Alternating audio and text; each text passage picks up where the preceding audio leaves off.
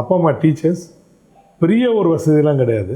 ஆனாலும் வந்து அவங்களும் கஷ்டப்பட்ட குடும்பத்துலேருந்து வந்தவங்க. உணவு மேலேயும் இந்த உழவர்கள் மேலேயும் விவசாயிகள் மேலேயும் இருக்கிற ஒரு அன்பு. ஏன்னா அவங்களாம் இல்லைன்னா நம்ம இன்றைக்கி இல்லை. அப்படி பார்க்க போனீங்கன்னா எனக்குலாம் முதல்ல வந்து சிறுதானியத்தில் என்ன செய்யணுன்னே தெரியவே தெரியாது. நீங்கள் வந்து எப்படி வந்து வெளி உணவு அலோவ் பண்ணுறீங்க இந்த இடத்துல அப்படின்னு, உணவு வேணால் அலோவ் பண்ண மாட்டாங்க, எப்படி அலோவ் பண்ணுறீங்கன்னு கேட்பீங்க. அந்த பிளெஸ்ஸிங்கை தான் நான் எப்படி எடுத்துக்கிறோன்னா, ஓகே நீங்கள் இதில் வந்து இந்த பிளெஸ்ஸிங் நமக்கு கிடைக்கும் போது நீங்கள் சொல்கிற இந்த போட்டி போகாமலாம் காணாமல் போயிடும். ஒரு பிஸ்னஸ் மேன் ஆகணும், ஒரு தொழில் முனைவர் ஆகணுன்றதுக்கு நிரந்தரமாக ஒரு டெம்ப்ளேட் இருக்கா, இல்லை அதை நமக்கு ஏற்ற மாதிரி கஸ்டமைஸ் பண்ணிக்க முடியும்? முதல் விஷயம் நம்ம கற்றுக்குறோம், கற்றுக் கொடுத்ததை மக்களுக்கு கற்றுறோம். ஷேரிங். இப்போது நான் என்ன சொல்லுவேன்னா, யாருக்காவது இது மாதிரி சிறுதானிய உணவு ஆரம்பிக்கணுமா, இந்த கிராமத்தில் இருக்க மக்கள், தலைவர், பொதுவாக இருக்கிற இங்கே இருக்கிற ஒரு மக்கள் எல்லாரும், எல்லா கட்சி பாகுபாடின்றி எல்லாருக்கும் நம்ம மேலே ஒரு பிரியம் வர்றதுக்கு காரணம் வந்து இன்னொன்று, நீங்கள் ஒரு நல்ல அழகான வார்த்தை ஒன்று யூஸ் பண்ணீங்க, பணியாளர்னு. நாங்கள் எல்லாரையுமே வந்து இங்கே வேலை செய்கிறவன்னு சொல்லவே மாட்டோம், இங்கே எல்லாருமே சக பணியாளர் தான். இதில் வந்து எனக்கு வந்து ஊக்கமாக இருக்கிறது வந்து என்னோடய வாசிப்பு பழக்கம். நம்ம வந்து நிறைய புத்தகங்கள் படிக்கும் போது நிறைய ஒரு விழிப்புணர்வு கிடைக்குது நமக்கு. மனோ சாலமன் அப்படின்ற ஒரு நபரை இந்த சமுதாயம் எப்படி நினைவு கூறணும், எப்படி ஞாபகம் வச்சுக்கணும், எதுக்காக ஞாபகம் வச்சுக்கணும், எந்த விஷயத்துக்காக?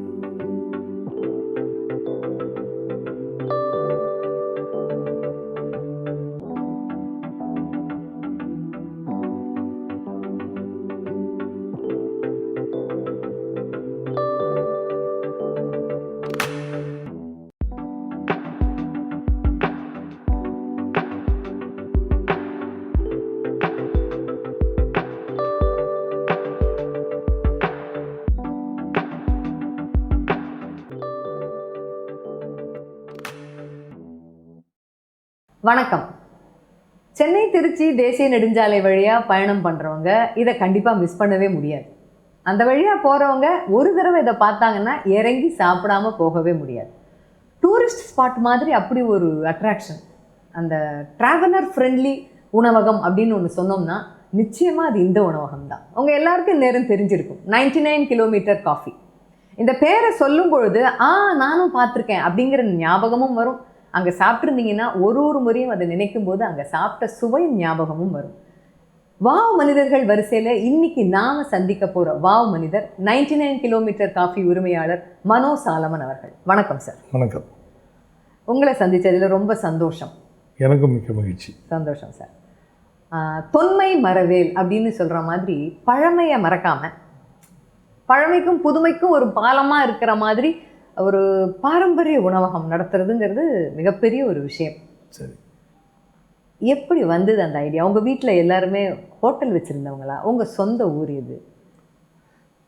உண்மையாக சொல்லணுன்னா என்னோடய சொந்த ஊர் வந்து திருநெல்வேலி மாவட்டத்தை சேர்ந்தவங்க. எங்கள் அப்பா அம்மாலாம் வந்து டீச்சர்ஸ். நாங்கள் வந்து உணவகம்ன்றது முதலாக இந்த தலைமுறையில் நான் தான் முதல்ல உணவகத்தை என்னோடய குடும்பத்திலே ஆரம்பித்தாள். இதுக்கு முன்னே அப்படி ஒரு அனுபவமே கிடையாது எங்களுக்கு.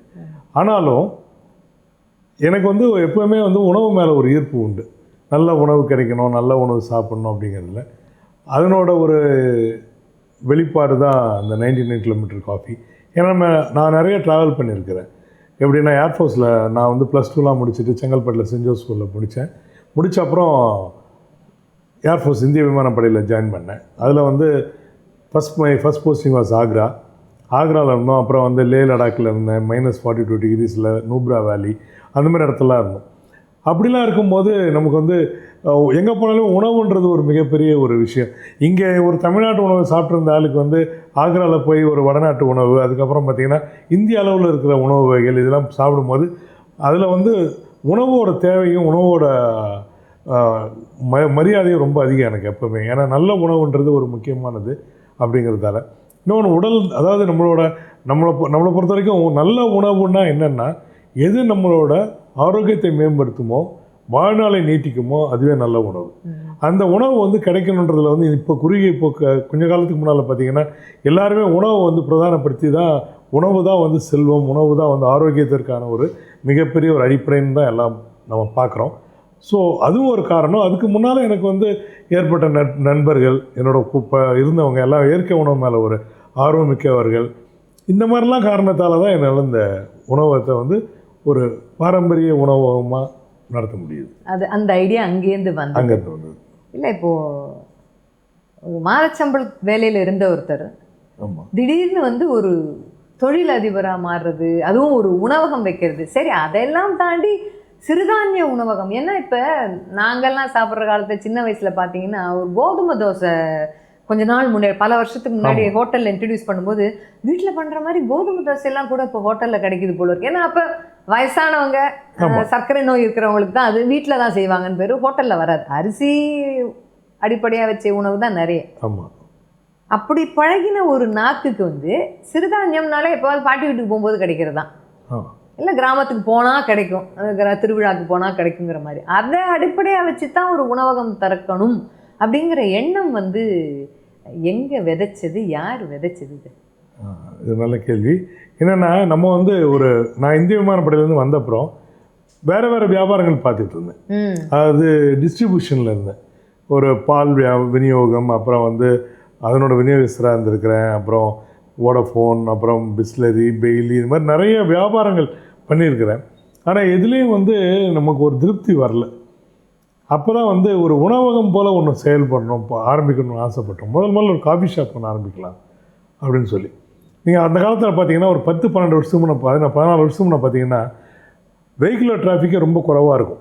அப்போல்லாம் பார்த்தீங்கன்னா ஒரு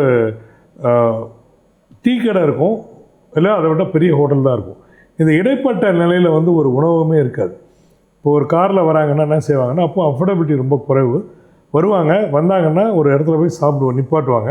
நிப்பாட்டினாங்கன்னா அவங்களுக்கு வந்து காரில் வந்து ஒரு வாகனம் ஓட்டுறவரோ யாரோ போய் டீ காஃபி சாப்பிடுவாங்க, வருவாங்க. காரில் இருக்க பெண்களுக்கு வந்து ஒரு டீ கப்பை பின்னால் கொடுப்பாங்க, அவங்க சாப்பிடுவாங்க. அவங்களால இறங்கக்கூட முடியாது, பொதுவாக காரை விட்டு இறங்கக்கூட முடியாது. அந்த அளவுக்கு வந்து ஒரு கிளீனினஸ்லாம் இல்லாத ஒரு டீ கடையாக இருக்கும், ஒரு சாதாரண கடையாக இருக்கும். அதை விட்டாச்சுன்னா பெரிய ஹோட்டல் போனோம், அதுக்கு அஃபோர்டபிலிட்டிக்கு வரும். ஸோ இதுக்கு ரெண்டுத்துக்கும் இடையால் ஊடால வந்து ஒன்று, அதாவது என்னென்னா எல்லோரும் வந்து இறங்குற மாதிரியும் ஒரு கழிவறை வசதியை பயன்படுத்துகிற மாதிரியும், அதே சமயத்தில் வந்து ஒரு நல்ல ஆரோக்கியமான உணவை வந்து அவங்க எடுத்துக்கொள்கிற, அதாவது நியாயமான விலையில் ஒரு எம்ஆர்பியை தாண்டாத ஒரு விலையில் உங்களுக்கு ஒரு நல்ல உணவுப் பொருள் கிடைக்கணும் அப்படிங்கிறதுக்காக தான் ஃபஸ்ட்டு நம்ம 99 கிலோமீட்டர் காஃபின்னு ஆரம்பித்தோம். அதுக்கப்புறம் பார்த்திங்கன்னா அதே வந்து ஒரு ஸ்நாக்ஸ் கொடுக்க ஆரம்பித்தோம். அப்புறம் பார்த்திங்கன்னா ஒரு பிரேக்ஃபாஸ்ட் கொடுக்க ஆரம்பித்தோம். அப்புறம் லஞ்ச் ஆட் பண்ணோம். இது நீங்கள் கேட்டது போல் இது ஏன் வந்து மற்றவங்கள மாதிரி எல்லோரும் பண்ணுற மாதிரி ஒரு வியாபாரத்தை பண்ணாமல், சாதாரண ஒரு மசால் வடை போடாமல் அதே வாழைப்பு வடையாக மாற்றணும்னா ஒரு ஹெல்த் கான்ஷியஸ். அது ஹெல்த் கான்ஷியஸ் எங்களுக்கெல்லாம் எங்கேருந்து வந்து நம்ம வந்து முதல்லேருந்தே கொஞ்சம் இயற்கை விவசாயம் பண்ணுறவங்களோட நல்ல நட்பு நமக்கு. நான் என்னோடய ஏர்ஃபோர்ஸில் இருக்கும்போதுலேருந்தே அப்போது நல்ல உணவு மேலேயும் இந்த உழவர்கள் மேலேயும் விவசாயிகள் மேலேயும் இருக்கிற ஒரு அன்பு. ஏன்னா அவங்களாம் இல்லைன்னா நம்ம இன்றைக்கி இல்லை. நம்ம ஒரு பிடி கை சாப்பிட்றோன்னா அது பின்னால் எத்தனை பேரோட உழைப்பு இருக்குன்றது அப்போலேருந்தே உணர்ந்த ஆள் நான். அதனால் வந்து இங்கே இருக்கிற மக்களுக்கு ஒரு உதவியாக இருக்கணும். அதே மாதிரி இயற்கை உணவு தான் சிறந்த உணவு, நஞ்சில்லா உணவு தான் சிறப்புன்றது நம்ம வந்து கற்றுக்கிட்டோம். அதுக்கு நிறைய நம்மாழ்வாராக இருக்கட்டும், நம்ம டாக்டர் சிவராமனாக இருக்கட்டும், இவங்கெல்லாம் வந்து நிறைய வந்து இது வந்து ப்ராபகண்டா பண்ணாங்க. அந்த டைமில் தான் ஒரு அவேர்னஸ் வர ஆரம்பிச்சிது. நான் உள்ள அந்த வியாபாரத்துக்கு வந்த நேரமும் அந்த அவேர்னஸ் வந்து கிளிக் ஆன டைமும் சிங்க் ஆச்சு. அது வந்து எனக்கு பெரிய ஒரு ஹெல்ப்ஃபுல்லாக இருந்தது. ஸோ அதனால் இதை வந்து சக்ஸஸ்ஃபுல்லாக பண்ண முடியுது. இங்கே பார்த்தீங்கன்னா உங்களுக்கு வந்து ஒரு வாழைப்பு வடையாக இருக்கட்டும், ஒரு காரப்பணியாரமாக இருக்கட்டும், கருப்பட்டி பணியாரமாக இருக்கட்டும், இலை கொழுக்கட்டையாக இருக்கட்டும், மற்றபடி கொழுக்கட்டை வகைகள், இந்த மாதிரி அதாவது பாரம்பரியத்தில் நம்ம விட்டு போனது, அதாவது பழைய சாதம்லாம் பண்ணுறோம். நம்ம கருப்பு கவுனியில் பழைய சாதம் பண்ணுறது, இது எல்லாமே வந்து நம்ம பாரம்பரியத்தில் இருந்தது. இன்றைக்கி ப்ரோபயோட்டிக் வேணும்னு சொல்லிட்டு பழைய சாதம் சாப்பிட்றாங்க. ஆனால் ஒரு காலத்தில் நம்ம உணவே வந்து காலை உணவே வந்து ஒரு பழைய சாதமாகலாம் இருந்துருக்குது. இதெல்லாம் வந்து நம்ம இழந்துட்டோமோ அதை திரும்ப மீட்டு கொண்டு வரதில் என்னோடய ஈடுபாடு அதிகமாக இருந்தது. அதுக்கு உண்மையாக சொல்லணுன்னா என்னோடய வாடிக்கையாளர்களுக்கு தான் நான் ரொம்ப நன்றி சொல்லணும். அவங்க தான் வந்து எல்லாத்தையுமே வந்து எதை செஞ்சாலும் அதில் ஒரு எனக்கு வந்து வலு சேர்க்கறது யாருன்னா அவங்க தான் எனக்கு வந்து ஒரு ஸ்ட்ரென்த்தை கொடுப்பாங்க எப்போவுமே. இது நல்லா இருக்குன்னு ஒரு பாராட்டு. இப்போ நீங்களே வந்து இப்போ இங்கே உட்காந்து என்கிட்ட பேசுகிறீங்கன்னா அது எனக்கு ஒரு அங்கீகாரமாகவும் பாராட்டவும் நினைக்கிறேன். இதெல்லாம் தான் என்னை வந்து வளப்படுத்துறது. நீங்கள் சொல்கிறது ரொம்ப சரி. ஆனாலும் ஒரு புதுசாக ஒரு தொடக்கத்தை ஆரம்பிக்கிறோம். அதுவும் நான் ஹோட்டல் ஆரம்பிக்க போகிறேன், இப்போது பாரம்பரிய உணவுகளை மட்டுமே சிறுதானியத்தை மையமாக வச்சு ஒரு உணவகத்தை ஆரம்பிக்க போகிறேன்னு சொல்லும்பொழுது நீங்கள் நல்ல நண்பர்கள்லாம் உங்களுக்கு மத்தியில் இருந்தாங்கன்னு சொன்னீங்க. இந்த மாதிரி எண்ணம் வருவதற்கே காரணமாக இருந்தாங்க. அவங்க கிட்டேருந்து கண்டிப்பாக சப்போர்ட் வந்திருக்கும், நல்ல ஐடியா சொல்லியிருப்பாங்க. வீட்டில் உங்கள் குடும்பத்துக்கிட்டேருந்து வந்த சப்போர்ட் என்ன? ஏன்னா நிறைய பேர் இதெல்லாம் இப்போ தெரியாத தொழில் அப்படின்னு நம்ம அதில் கால் வைக்கும்போது சர்வ ஜாக்கிரதையாக நம்ம இருக்கணும். நிச்சயமா. ஏன்னா நம்மளை சுற்றி இந்த தொழிலில் வந்து நிலைச்சு நிற்கிற ஜாம்பவான்கள்லாம் இருக்கும்பொழுது யாருமே தொடாத ஒரு ரோட் நாட் டேக்கன்னு சொல்லுவாங்க, யாரும் போகாத பாதை இது சிறுதானிய உணவு. இது ஒரு ரொம்ப தைரியமான முன்னெடுப்பு இல்லையா? அப்போ வீட்டில் முதல்ல சப்போர்ட். உண்மையாகவே நீங்கள் சொல்கிறது ரொம்ப சரி. என்னென்னா நாங்கள் வந்து எங்கள் அப்பா அம்மா ஆசிரியர்கள், என்னோடய தாத்தா பாட்டி ஆசிரியர்கள், எல்லாமே ஆசிரியர் குடும்பத்துலேருந்து வந்தவங்க. எங்களுதில் வந்து அதுக்கு வந்து எங்கள் அம்மாலேருந்து எங்கள் அப்பாலேருந்து எல்லாருமே நான் ரொம்ப பாராட்டணும். ஏன்னா அவங்களாம் எங்களுக்கு ஒரு வாய்ப்பு கொடுத்தாங்க. நான் இந்திய விமானப்படையிலேருந்து வந்த அப்புறம் கூட எனக்கு ஒரு வியாபாரம் பண்ணுறதுக்கு எனக்கு உறுதுணையாக இருந்தது என்னோடய ஃபேமிலி. முக்கியமாக சொல்லணும்னா என்னோடய மனைவி, என்னோடய மகள்கள், 2 மகள்களுமே வந்து அவங்க 2 பேரும் திருமணம் ஆகிருக்கு. 2 பேருமே வந்து இந்த உணவகத்தை வந்து நடத்துறதுல எனக்கு பெரும் சப்போர்ட் யாருன்னா என்னோடய ஃபேமிலி தான். முக்கியமாக சொல்லணும்னா இப்போ நாங்கள் எல்லாருமே சேர்ந்து தான் ஒரு குடும்பமாக தான். அது நான், என் மனைவி, என் மகள், அவளோட கணவர், இளைய மகள், அவளோட கணவர், எல்லாமே சேர்ந்து தான் இந்த 6 நிறுவனங்களையும் பார்த்துக்கிறோம். இப்போ 7வது நிறுவனம் எல்லாத்தையும் சேர்த்து பார்த்துக்கிறது நாங்கள் மட்டும்தான். இதில் என்னென்னா என்னோடய மகள்கள் வந்து ரொம்ப கற்றுக்கிட்ட பிள்ளைங்க. அதாவது என்னை பார்த்து கற்றுக்கிட்டாங்களா அவங்களே கற்றுக்கிட்டாங்களான்னு தெரியாது. ஆனால் உள்ளுக்குள்ளே வந்து ஒரு வியாபார நுணுக்கம் கற்றுக்கிட்டதுலேருந்து ஒரு மெட்டீரியல் மேனேஜ்மெண்ட்டு, மேன்பவர் மேனேஜ்மெண்ட்டு, ஒரு ஃபினான்ஸ் மேனேஜ்மெண்ட்டு, இது எல்லாத்தையுமே கற்றுக்கிட்டது பிள்ளைங்க. அவங்க இல்லைன்னா நான் வந்து ஒரே கடையோட தான் இருந்திருப்பேன். அவங்க தான் வந்து நான் இன்றைக்கி வந்து ஒரு 4 கடை போட முடியுது அப்படின்னா அவங்களோட சப்போர்ட் இல்லாமல் எதுவுமே கிடையாது. அவங்க தான் ஃபுல் அண்ட் ஃபுல். இப்போ நான் வந்து கடையை ஆரம்பிக்கிறது என் வேலையாக இருக்குது. அதை மெயின்டைன் பண்ணுறது, அதை வந்து நல்லா ஒரு அழகாக வந்து வளப்படுத்தி செழுமைப்படுத்தி கொண்டு போகிறது எல்லாமே என்னோடய மகள்கள் தான். மகள்கள், மருமகன்கள், என்னோடய மனைவி, எல்லாருக்கும் என்னோடய நன்றிகள். இதில் என்னென்னா எங்களை வந்து உற்சாகப்படுத்துறதுக்கு வந்து என்னோடய நண்பர்கள் எல்லாம். எப்போவுமே வந்து ஒரு மனுஷனுக்கு வந்து காசு பணம்லாம் தாண்டி ஒரு பாராட்டு கிடைக்கும் போது அதுதான் அங்கீகாரமாக, அதுதான் மிகப்பெரிய சொத்து. எனக்கு பெரிய ஒரு நட்பு வட்டாரம். அந்த நட்பு தான் எனக்கு இன்னும் என்னை ரொம்ப சிரமப்படுத்துறது. அப்போது அந்த குடும்பம்ங்கிறது வந்து என்ன முன்னெடுப்பு வச்சாலும் பின்னாடியே நிற்கிறதுக்கு ஒரு சப்போர்ட்டாக இருக்குது. அதுதான் இது வந்து ஒரு கிளைங்கிறது 2, 3, 4ன்னு கிளை பரப்புவதற்கு ரொம்பவே உதவியாக இருந்தது. நீங்கள் இப்போ சொல்லும்போது உங்கள் பிள்ளைங்க கற்றுக்கிட்டாங்க அப்படின்னீங்க, அந்த வியாபார நுணுக்கங்கள் எல்லாம் உங்ககிட்டேருந்தே கற்றுக்கிட்டாங்க அப்படின்னீங்க, மேன் பவர் மேனேஜ்மெண்ட்டுன்னு. இப்போ வீட்டில் வந்து டொமஸ்டிக் ஹெல்ப் வந்து ஒரு வீட்டுக்கு மிஞ்சி போனால் ஒருத்தரோ 2 பேரோ இருப்பாங்கன்னு வச்சுக்கோங்க. திடீர்னு வேலைக்கு வரலம்பாங்க, இல்லைன்னா ஒரு 4 நாள் லீவு வேணும்னு கேட்பாங்க. ஒரு 4-5 பேர் இருக்கிற வீட்டை ஒரு டொமஸ்டிக் ஹெல்ப் இல்லை அப்படின்னு உதவி ஆள் இல்லாமல் சமாளிக்கிறது ரொம்ப கஷ்டமாக இருக்குது. ஏன்னா அடுத்த ஆள் கிடைக்க மாட்டேங்குது அவ்வளோ சுலபமாக. இப்போ நீங்கள் வந்து 4-5 கிளைகளுக்கு மேலே வச்சு நடத்துகிறீங்க, நிறைய பணியாளர்கள் அங்கே இருக்கிறாங்க.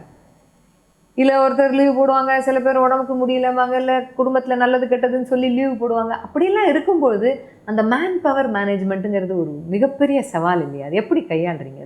நிச்சயமாக இந்த கேள்வியை நான் வந்து பாசிட்டிவாக எடுத்துப்பேன், நெகட்டிவாகவும் எடுத்துப்பேன். என்னென்னா நம்ம நாட்டில் கூட வேலைக்கு ஆள் கிடைக்கலன்னா எந்த நாட்டிலையும் கிடைக்க மாட்டாங்க. ஏன்னா இந்தியா தான் வந்து உலகத்திலே அதிக மனித வளம் உள்ள நாடு. இந்த நாட்டில் தான், நம்ம நாட்டில் தான் வந்து அதிகமாக இளைஞர்களும், அதாவது இந்த ஒர்க்கிங் ஃபோர்ஸ் அதிகமாக இருக்கக்கூடிய ஏஜ் குரூப்பில் இருக்கவங்க அதிகமாக இருக்காங்க. நம்ம நாட்டில் கூட வேலைக்கு ஆள் கிடைக்கலன்னா எங்கே கிடைப்பாங்க? வாய்ப்பே இல்லை. அது ஒன்று. ஆனால் இன்னொன்று, அந்த மக்களுக்கு வந்து நீங்கள் வேலை செய்ய முடியும். அவங்கள வந்து இப்போ வந்து ஒரு கிராமத்துலேருந்து வர பிள்ளைங்களை வந்து நம்ம எப்படி அவங்கள அப்ஸ்கில் பண்ணுறது, அவங்களோட வேலைகள்லையா இருக்கட்டும், கற்றுக் கொடுக்குறதாட்டும். இங்கே பார்த்தீங்கன்னா 80% வந்து பார்த்திங்கன்னா விமன் ஒர்க்கர் நம்ம நிறுவனங்களில். அந்த விமன் ஒர்க்கரை வந்து விமன் எம்பவர்மெண்ட்டுங்கிற மாதிரி நம்ம என்ன பண்ணுறோம், அவங்களுக்கான சிறப்பு அவங்களுக்கு கற்றுத்தரோம். வீட்டில் எல்லாருமே சமையல் பண்ணுறது. ஆனால் இங்கே வந்து வேறு மாதிரி சமையல் பண்ண வேண்டியிருக்கும். கடைக்காகவும் வந்து வியாபாரத்துக்கும் அதை கற்றுத்தரதுலேருந்து எல்லாத்தையும் எங்களோட பொறுப்பாக வச்சுருக்கோம். இன்னொன்று, நீங்கள் ஒரு நல்ல அழகான வார்த்தை ஒன்று யூஸ் பண்ணீங்க, பணியாளர்னு. நாங்கள் எல்லாருமே வந்து இங்கே வேலை செய்கிறவன்னு சொல்லவே மாட்டோம். இங்கே எல்லாருமே சக பணியாளர் தான். என்னோடய வேலை மேனேஜ்மெண்ட். எனக்கு வந்து கொடுக்கப்பட்டிருக்கிற வேலை வந்து வேலை, நான் வந்து பொறுப்பாக எல்லாரையும் பார்த்துக்கிறது எனக்கு ஒரு வேலை, என் பிள்ளைங்களோட வேலை வந்து மேனேஜ்மெண்ட் பண்ணுறது. மற்றபடியாக ஒருத்தர் தோசை போடுறாருன்னா அவரும் ஒரு பணியாளர் என்ன மாதிரி, அவருக்கு எனக்கு பெரிய வித்தியாசம்லாம் கிடையவே கிடையாது. அது பெருக்கிறவங்களாக இருந்தாலும் ஒரு பாத்திரம் கழுவுறவங்களாக இருந்தாலும் அவங்களும் வந்து equally important to this hotel. அதனால தான் இந்த நிறுவனத்தை வந்து அவங்க என்ன பண்ணுறாங்கன்னா பிலாங்கிங், அது அவங்களோட இடமா நினைக்கிறதால தான். இப்போ அவங்க நீங்கள் பார்த்துருப்பீங்க, நாங்கள் வந்து ஒரு விநாயகர் சதுர்த்தியாக இருக்கட்டும், பொங்கலாக இருக்கட்டும், தீபாவளியாக இருக்கட்டும், எங்களால் கடை நடத்த முடியுதுன்னா என்ன, ஒரு லீன் ஸ்டாப் வச்சு நடத்துவோம். நாங்கள் யார் கண்டிப்பாக விடுமுறை வேணுமோ அவங்களுக்கு காலைல நீங்கள் சாமி கும்பிட்டு வந்துடுங்க, மதியானம் வரவங்க வாங்க. ஸோ 2 ஷிஃப்ட்டில் ஆப்ரேட் பண்ணும்போது இதெல்லாம் பாசிபிள். ஆனால் நெருக்கடி உண்டு. அதாவது நம்மக்கிட்ட நல்லா கற்றுக்கிட்டு வெளியே இடத்துக்கு போகிறவங்க இருப்பாங்க, அது வந்து ரொம்ப லீன் பர்சன்டேஜ், ரொம்ப குறைவு. வேலையை விட்டு போய் திரும்ப வந்தவங்களாம் நிறைய பேர் தான் இருப்பாங்க. வேற எங்கேயா இப்போ ட்ரை பண்ணியிருப்பாங்க, அங்கே வந்து அந்த பணி இடம் வந்து அவங்களுக்கு வந்து ரொம்ப சூழல் பனி சூழல் வந்து சரியாக இருக்காது, திரும்ப வருவாங்க. என்ன ஒன்று நம்ம கடையில் வந்து பார்த்திங்கன்னா சின்ன பிள்ளைங்க வேலைக்கு வராங்க இல்லைங்களா, உடனே கல்யாணம் இருக்கும், ஏதாவது ஒரு சூழலில் வந்து அவங்க கல்யாணம் இந்த மாதிரி விசேஷங்களால் இல்லை இந்த மாதிரி இதெல்லாம் வந்து அவங்க வந்து வேலையை விட்டு போகிறதுக்கு வாய்ப்பு தொடர முடியல. அந்த டைமில் என்ன பண்ணுவாங்கன்னா புதுசாக வந்துட்டு இருப்பாங்க, அவங்கள ட்ரெயின் பண்ணிட்டு இருப்பாங்க. இது வந்து கண்டினியூஸ் ப்ராசஸ். இதில் நீங்கள் வந்து ஒரு ஆள் போயிட்டாங்கன்னு கவலைப்படக்கூடாது. அதே மாதிரி எப்போவுமே கையில் அட்லீஸ்ட் ஒரு 5% 10% எக்ஸ்ட்ரா மேன் பவர் நாங்கள் வச்சுருப்போம். அவங்களையும் ட்ரெயின் பண்ணிக்கிட்டே தான் இருப்போம். ஏன்னா நீங்கள் வந்து காலைல 5:30 மணிக்கு கடை திறக்கிறீங்கன்னா 5:30 மணிக்கு வந்து 5:45 மணிக்கு காஃபி இருக்கணும்னா காஃபி ரெடியாக இருக்கணும். 6:40க்கு பிரேக்ஃபாஸ்ட் இருக்கணும்னா இருக்கணும்.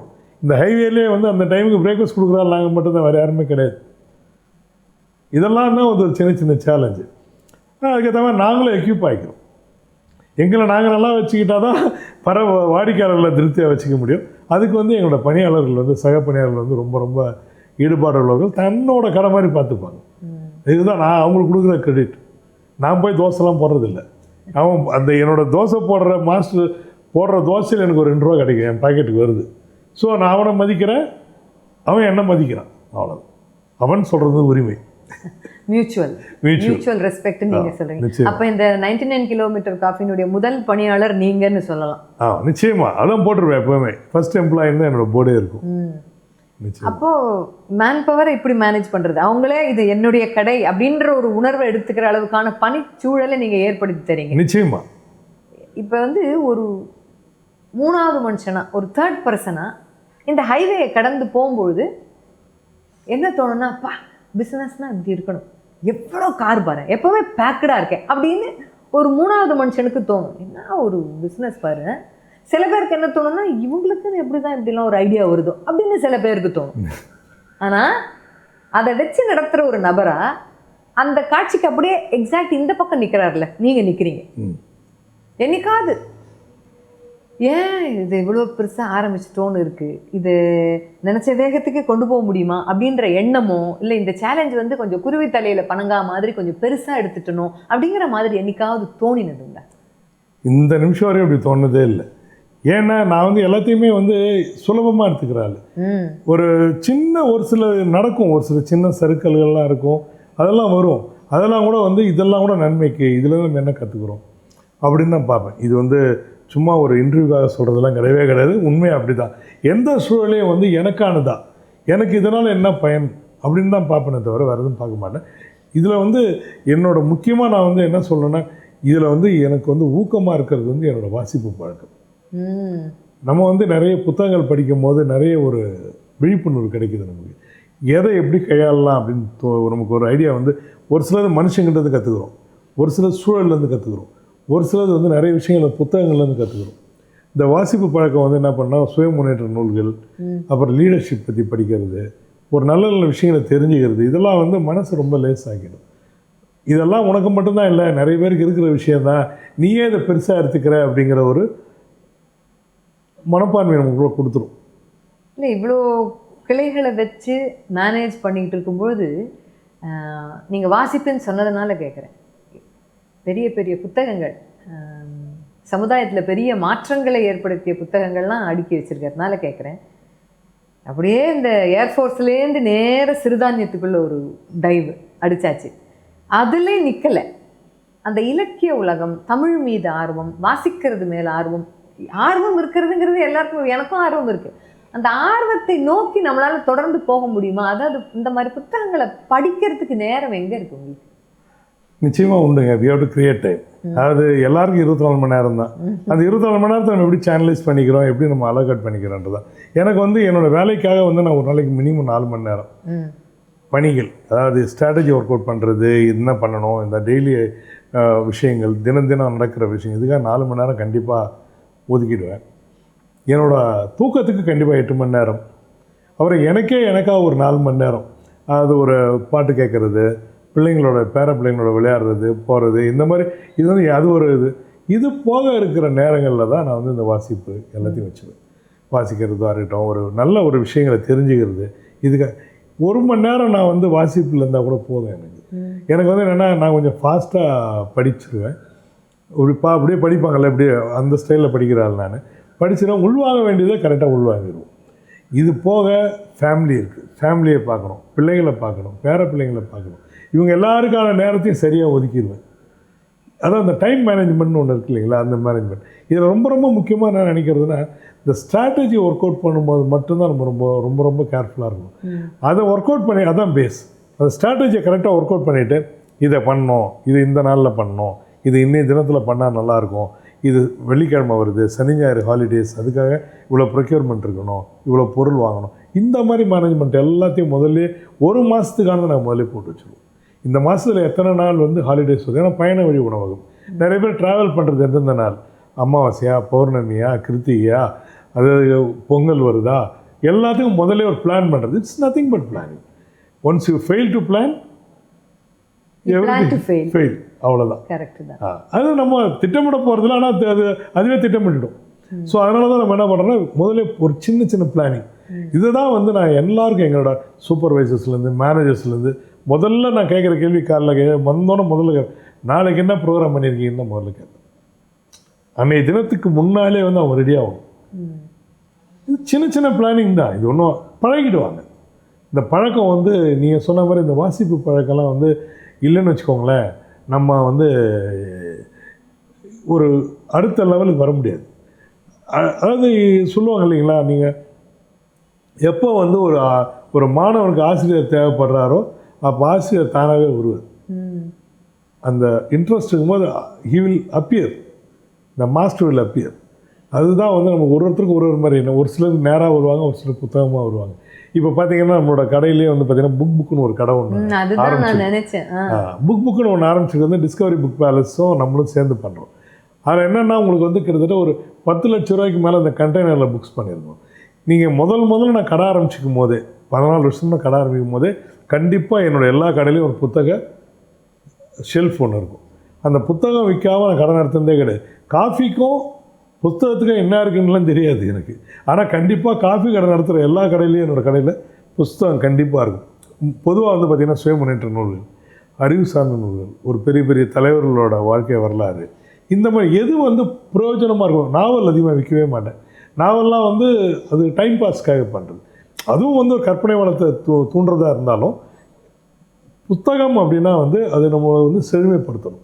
இலக்கியம் இல்லாமல் ஒருத்தரும் வந்து வாழ்க்கையை செம்மைப்படுத்திக்க முடியாது, வளப்படுத்திக்க முடியாது. அதுதான் வாழ்க்கையை வளமாக்குறது. இதில் எப்போவுமே தீவிர நம்பிக்கை உண்டு. ஆனால் நானே என் பிள்ளைங்கிட்ட சொல்லுவேன், வாசிங்கன்னு. அந்தளவுக்கு வாசிக்க மாட்டேங்கிறாங்க. அது ஒரு கவலையும் உண்டு. வரும் கொஞ்சம் கொஞ்சமாக. இல்லை, நீங்கள் சொல்கிறது வந்து பொழுதுபோக்குக்காக நான் எதையும் செய்யறதில்ல, பொழுது ஆக்கத்துக்காக செய்கிறேன். அதுதான் நீங்கள் சொல்கிற அடிப்படை இல்லையா? அந்த புத்தகம் இங்கே இப்போ வந்து சாப்பிட்டுட்டு போகிறவங்க ஒரு புத்தகத்தை என்ன இருக்குன்னு போய் பார்க்கறதுக்கு தூண்டணும், படிக்கிறதுக்கு அவங்கள தூண்டணும். அதுக்காக ஏற்படுத்துறது எதுவுமே வாய்ப்பு தானே. இப்போ ஒரு பங்கடையில் போகிறோம், பங்கடையில் வாழைப்பழத்தாரத்தை ஒரு உள்ளே வச்சுருந்தாருன்னா யாரும் வாழைப்பழம் வாங்க மாட்டாங்க. வாழைப்பழத்தாரத்தாய தூக்கி தொங்க விட்டால் தான் வரவங்க ஒரு 2 வாழைப்பழத்தை எடுப்போம். அதாவது விசிபிலிட்டி, கிரியேட்டிங் விசிபிலிட்டி, அவைலபிலிட்டி, அதுதான் இங்கே பண்ணியிருக்கிறோம். அதுவும் சிறப்பாக இருக்குது. நிறைய பாராட்டுக்கள். அது திறக்கிறதுக்கு தான் வந்து நிறைய பெரிய இவங்களாம் வந்தாங்க. வைரமுத்து சார் வந்தார், அது மாதிரி சமுத்திரகனி சார், நக்கீரன், எல்லாமே வந்தாங்க. அது மாதிரி ஒரு புத்தகன்றதுக்கு ஒரு தனி மரியாதை. அதே மாதிரி எனக்கு சினிமா மேலேயும் ரொம்ப ஆர்வம். சினிமாலாம் இப்போவும் வந்து நல்லா சினிமா எது வந்தாலும் பார்த்துருவேன். முதல் நாளே கூட போய் பார்த்துருவேன். அந்த அளவுக்கு சினிமா மேலே 24 மணி நேரத்தில் அதுக்கும் நேரம் நம்ம ஒதுக்குறது தானே, அவ்வளோதான். அதுக்காக வந்து வியாபாரத்தையும் விட்டு கொடுத்துட மாட்டேன். வியாபாரத்துலேயும் ரொம்ப கண்ணும் கருத்துமாக இருந்துருவேன். அதுதான், ஏன்னா இது கண்ணும் கருத்துமாக இருக்குது வியாபாரத்தில் இருக்கிறது காரணம் வந்து இது நான் சம்மந்தப்பட்டது மட்டும் இல்லை, என்னோடய ஃபேமிலி, என்னோட சக பணியாளர்கள் எல்லாருக்கும் சம்பளம் தரணும், இவி பில் கட்டணும், எல்லாம் சேர்ந்தது. அதனால் வந்து ப்ரையாரிட்டி வந்து ஃபேமிலி அண்ட் பிஸ்னஸ். மீதியெல்லாம் எனக்கானது அதெல்லாம் கொஞ்சம் மாறி இருக்கலாம், அது தப்பு இல்லை. அப்போது இவ்வளவு துடிப்போடு எல்லாத்துக்கும் நேரத்தை ஒதுக்கி செய்ய முடியும் அப்படின்னு சொல்கிறீங்க இல்லையா, இந்த எனர்ஜிக்கும் சிறுதானியம் தான் காரணமா? சிறுதானியம் ஒரு காரணம். இன்னொன்று வந்து பார்த்திங்கன்னா நல்ல உணவு பழக்கம். அதாவது நீங்கள் வந்து எப்போவுமே ஹெவியாக எடுத்துக்கக்கூடாது, எதையுமே லைட்டாக எடுக்கணும். அதாவது உங்களோட தேவையான அளவுக்கு இப்போலாம் வந்து சார்ட் போட்டே பண்ணிட்டாங்க, இவ்வளோ ப்ரோட்டீன் எடுங்க, இவ்வளோ கார்போஹைட்ரேட் எடுங்கன்னு. அதெல்லாம் ஒன்றுமே இல்லை. இன்னொன்று பார்த்திங்கன்னா நம்ம சின்ன வயசில் நம்ம எப்படி ஒரு உணவு உட்கொண்டோன்றது ரொம்ப முக்கியம். அதுவும் வந்து நம்ம உணவு பழக்கம் சின்ன வயசில் எப்படி இருந்ததோ அதுதான் நம்மளை வந்து அஸ்திவாரம் மாதிரி. இப்போ நாங்கள்லாம் வந்து பார்த்திங்கன்னா அப்பா அம்மா டீச்சர்ஸ், பெரிய ஒரு வசதியெல்லாம் கிடையாது. ஆனாலும் வந்து அவங்களும் கஷ்டப்பட்ட குடும்பத்துலேருந்து வந்தவங்க. அவங்களுக்கு என்னென்னா ஒரு வீட்டில் அப்பா அம்மாலாம் என்ன பண்ணுவாங்கன்னா இந்த கிராமத்தில் விளையிற காய்கறி, நான் கிராமத்தில் இருந்திருக்கேன் கொஞ்ச நாள் சின்ன வயசு வரைக்கும். அப்புறம் வந்து அந்த கிராமத்து காய்கறி ஃப்ரெஷ்ஷாக இருக்கிறத சாப்பிட்றது. இங்கேயுமே கூட அதான், நம்ம கடையிலையுமே வந்து பார்த்திங்கன்னா நிறைய இந்த நம்ம கடைக்கு வந்து கீரை வகைகள், காய்கறி வகைகள், பந்தல் காய்கறிகள் இருக்கு இல்லைங்களா, பீர்க்கங்காய், புடலங்காய், சுரைக்காய், இது எல்லாமே வந்து லோக்கல்லேருந்து தான் நாங்கள் பர்ச்சேஸ் பண்ணுறோம். இந்த வெண்டைக்காய் இதெல்லாமே எங்கள் லோக்கல்லேருந்து வந்துடும். எது வந்து இங்கே கிடைக்காதோ அது மட்டும்தான் நாங்கள் வந்து வெளிலேருந்து எடுக்கிறோம். அப்போ வந்து சாப்பாடோட ருசி வந்து வீட்டில் சமைச்சதே மாதிரி. கண்டிப்பாக காலையில் பறிக்கிற காய்கறியை மதியானம் சமைச்சு கொடுக்கும்போது அதோட வழியே வேறு. அதே மாதிரி பார்த்தீங்கன்னா கண்டிப்பாக நாங்கள் சுரைக்காய் இல்லாமல் சமைக்க மாட்டோம். ஒரு கூட்டாக சுரைக்காய் கூட்டு அது மாதிரி இருக்கும், நீர் காய்கறி சௌ அந்த மாதிரி. எதுக்காகனா காரில் ட்ராவல் பண்ணுறவங்க காலை தொங்க போட்டே போவாங்க, அவங்களுக்கு வந்து அந்த கால் வீங்கக்கூடாதுன்னா நீர் காய்கறி இருந்தால் நல்லது. ஸோ இதெல்லாம் சின்ன சின்ன விஷயங்கள். இதே விஷயத்தை தான் எங்கள் அப்பா அம்மா எங்களுக்கு கொடுத்தாங்க. முதல்ல பெருசாக வந்து உணவில் வந்து அவ்வளோ கீ போட்டோ அவ்வளோ ஒரு வளமான ஒரு செழுமையான உணவுலாம் கிடையாது. ஆனால் சத்தான உணவு, அந்த உணவு தான் நம்மளுக்கு அந்த அடிப்படையில். இன்னொன்று நடக்கிறது, சின்ன வயசுலேயே ஸ்கூலுக்கு போகும்போது ஒரு 3 கிலோமீட்டர் நடந்து போய் பஸ் ஏறுறது, இதெல்லாம் வந்து நம்மளோட இருந்தது. அதுதான் அந்த அடிப்படை, அந்த அஸ்திவாரம் தான். அந்த அஸ்திவாரம் இல்லை, இப்போ நீங்கள் அந்த சுவையான பக்கத்தில் லோக்கல் மார்க்கெட்லேருந்தே வாங்குறது இதெல்லாம் சொன்னீங்க இல்லையா. இப்போ இந்த மாதிரி ஒன்று பண்ணும்பொழுது இந்த பிஸ்னஸை ஒருத்தர் நடத்துகிறார் அப்படின்னா எல்லாருமே வாழ்த்து சொல்லி எல்லாருமே கூட இருக்கிறதுங்கிறது வேற, கொஞ்சம் நம்ம போட்டி பொறாமை இதெல்லாமும் நம்ம கையாள வேண்டி வரும் இல்லையா. ஒரு ஒரு ஒரு ஹைவேல வந்து பார்க்கும்பொழுதெல்லாம் நிரம்பி வழிகிற ஒரு நிறுவனம் அது வந்து, அப்போ ஒரு உணவகம் வந்து என்னதான் ஒரு மேஜிக் இருக்குது அப்படின்னு ஒரு சக மனிதன் அதை பற்றி தெரியாத மனுஷன் வாயை பொழுது ஆச்சரியமாக பார்த்துட்டு கடந்து போயிடுவான். இதே மாதிரி இப்போ நான் ஒரு உணவை வச்சு நடத்துறேன்னு வச்சுக்கோங்க, எனக்கு இந்த மாதிரி வரலை அப்படின்னும் பொழுது எனக்குள்ள ஒரு பொறாமை வரலாம், ஒரு போட்டி மனப்பான்மை வரலாம். அந்த மாதிரி நீங்கள் சந்திச்சிருப்பீங்க தானே. அப்போது அதை நீங்கள் சந்தித்ததை எப்படி கடந்து வந்தீங்க? நீங்கள் படித்த புஸ்தகங்கள்லாம் அதுக்கு உங்களுக்கு உதவி பண்ணிடுது. இந்த மாதிரி எந்த ஒரு வியாபாரத்துலேயுமே வந்து ஒரு போட்டி இருக்கலாம், ஆனால் பொறாமை இருக்கக்கூடாது. போட்டின்றது என்னென்னா ஆரோக்கியமாக இருக்கும் எப்போவுமே. அவங்க என்ன பண்ணுறாங்க நம்ம ஏன் பண்ணக்கூடாது. நீங்கள் உண்மையாக பார்க்க போனீங்கன்னா ஃபஸ்ட்டு 12 வருஷத்துக்கு முன்னால் வாழைப்பூ வடைன்னு ஒன்று கான்செப்டை கொண்டு வந்தே நம்ம தான் ஹைவேல. அந்த வாழைப்பூ வடை வந்து இன்றைக்கி இல்லாத ஒரு காஃபி ஷாப் இல்லை, ஒரு ஹோட்டல்ன்ற அளவுக்கு வாழைப்பூ வடை வந்து அவ்வளோ பிரபலம் ஆயிடுச்சு.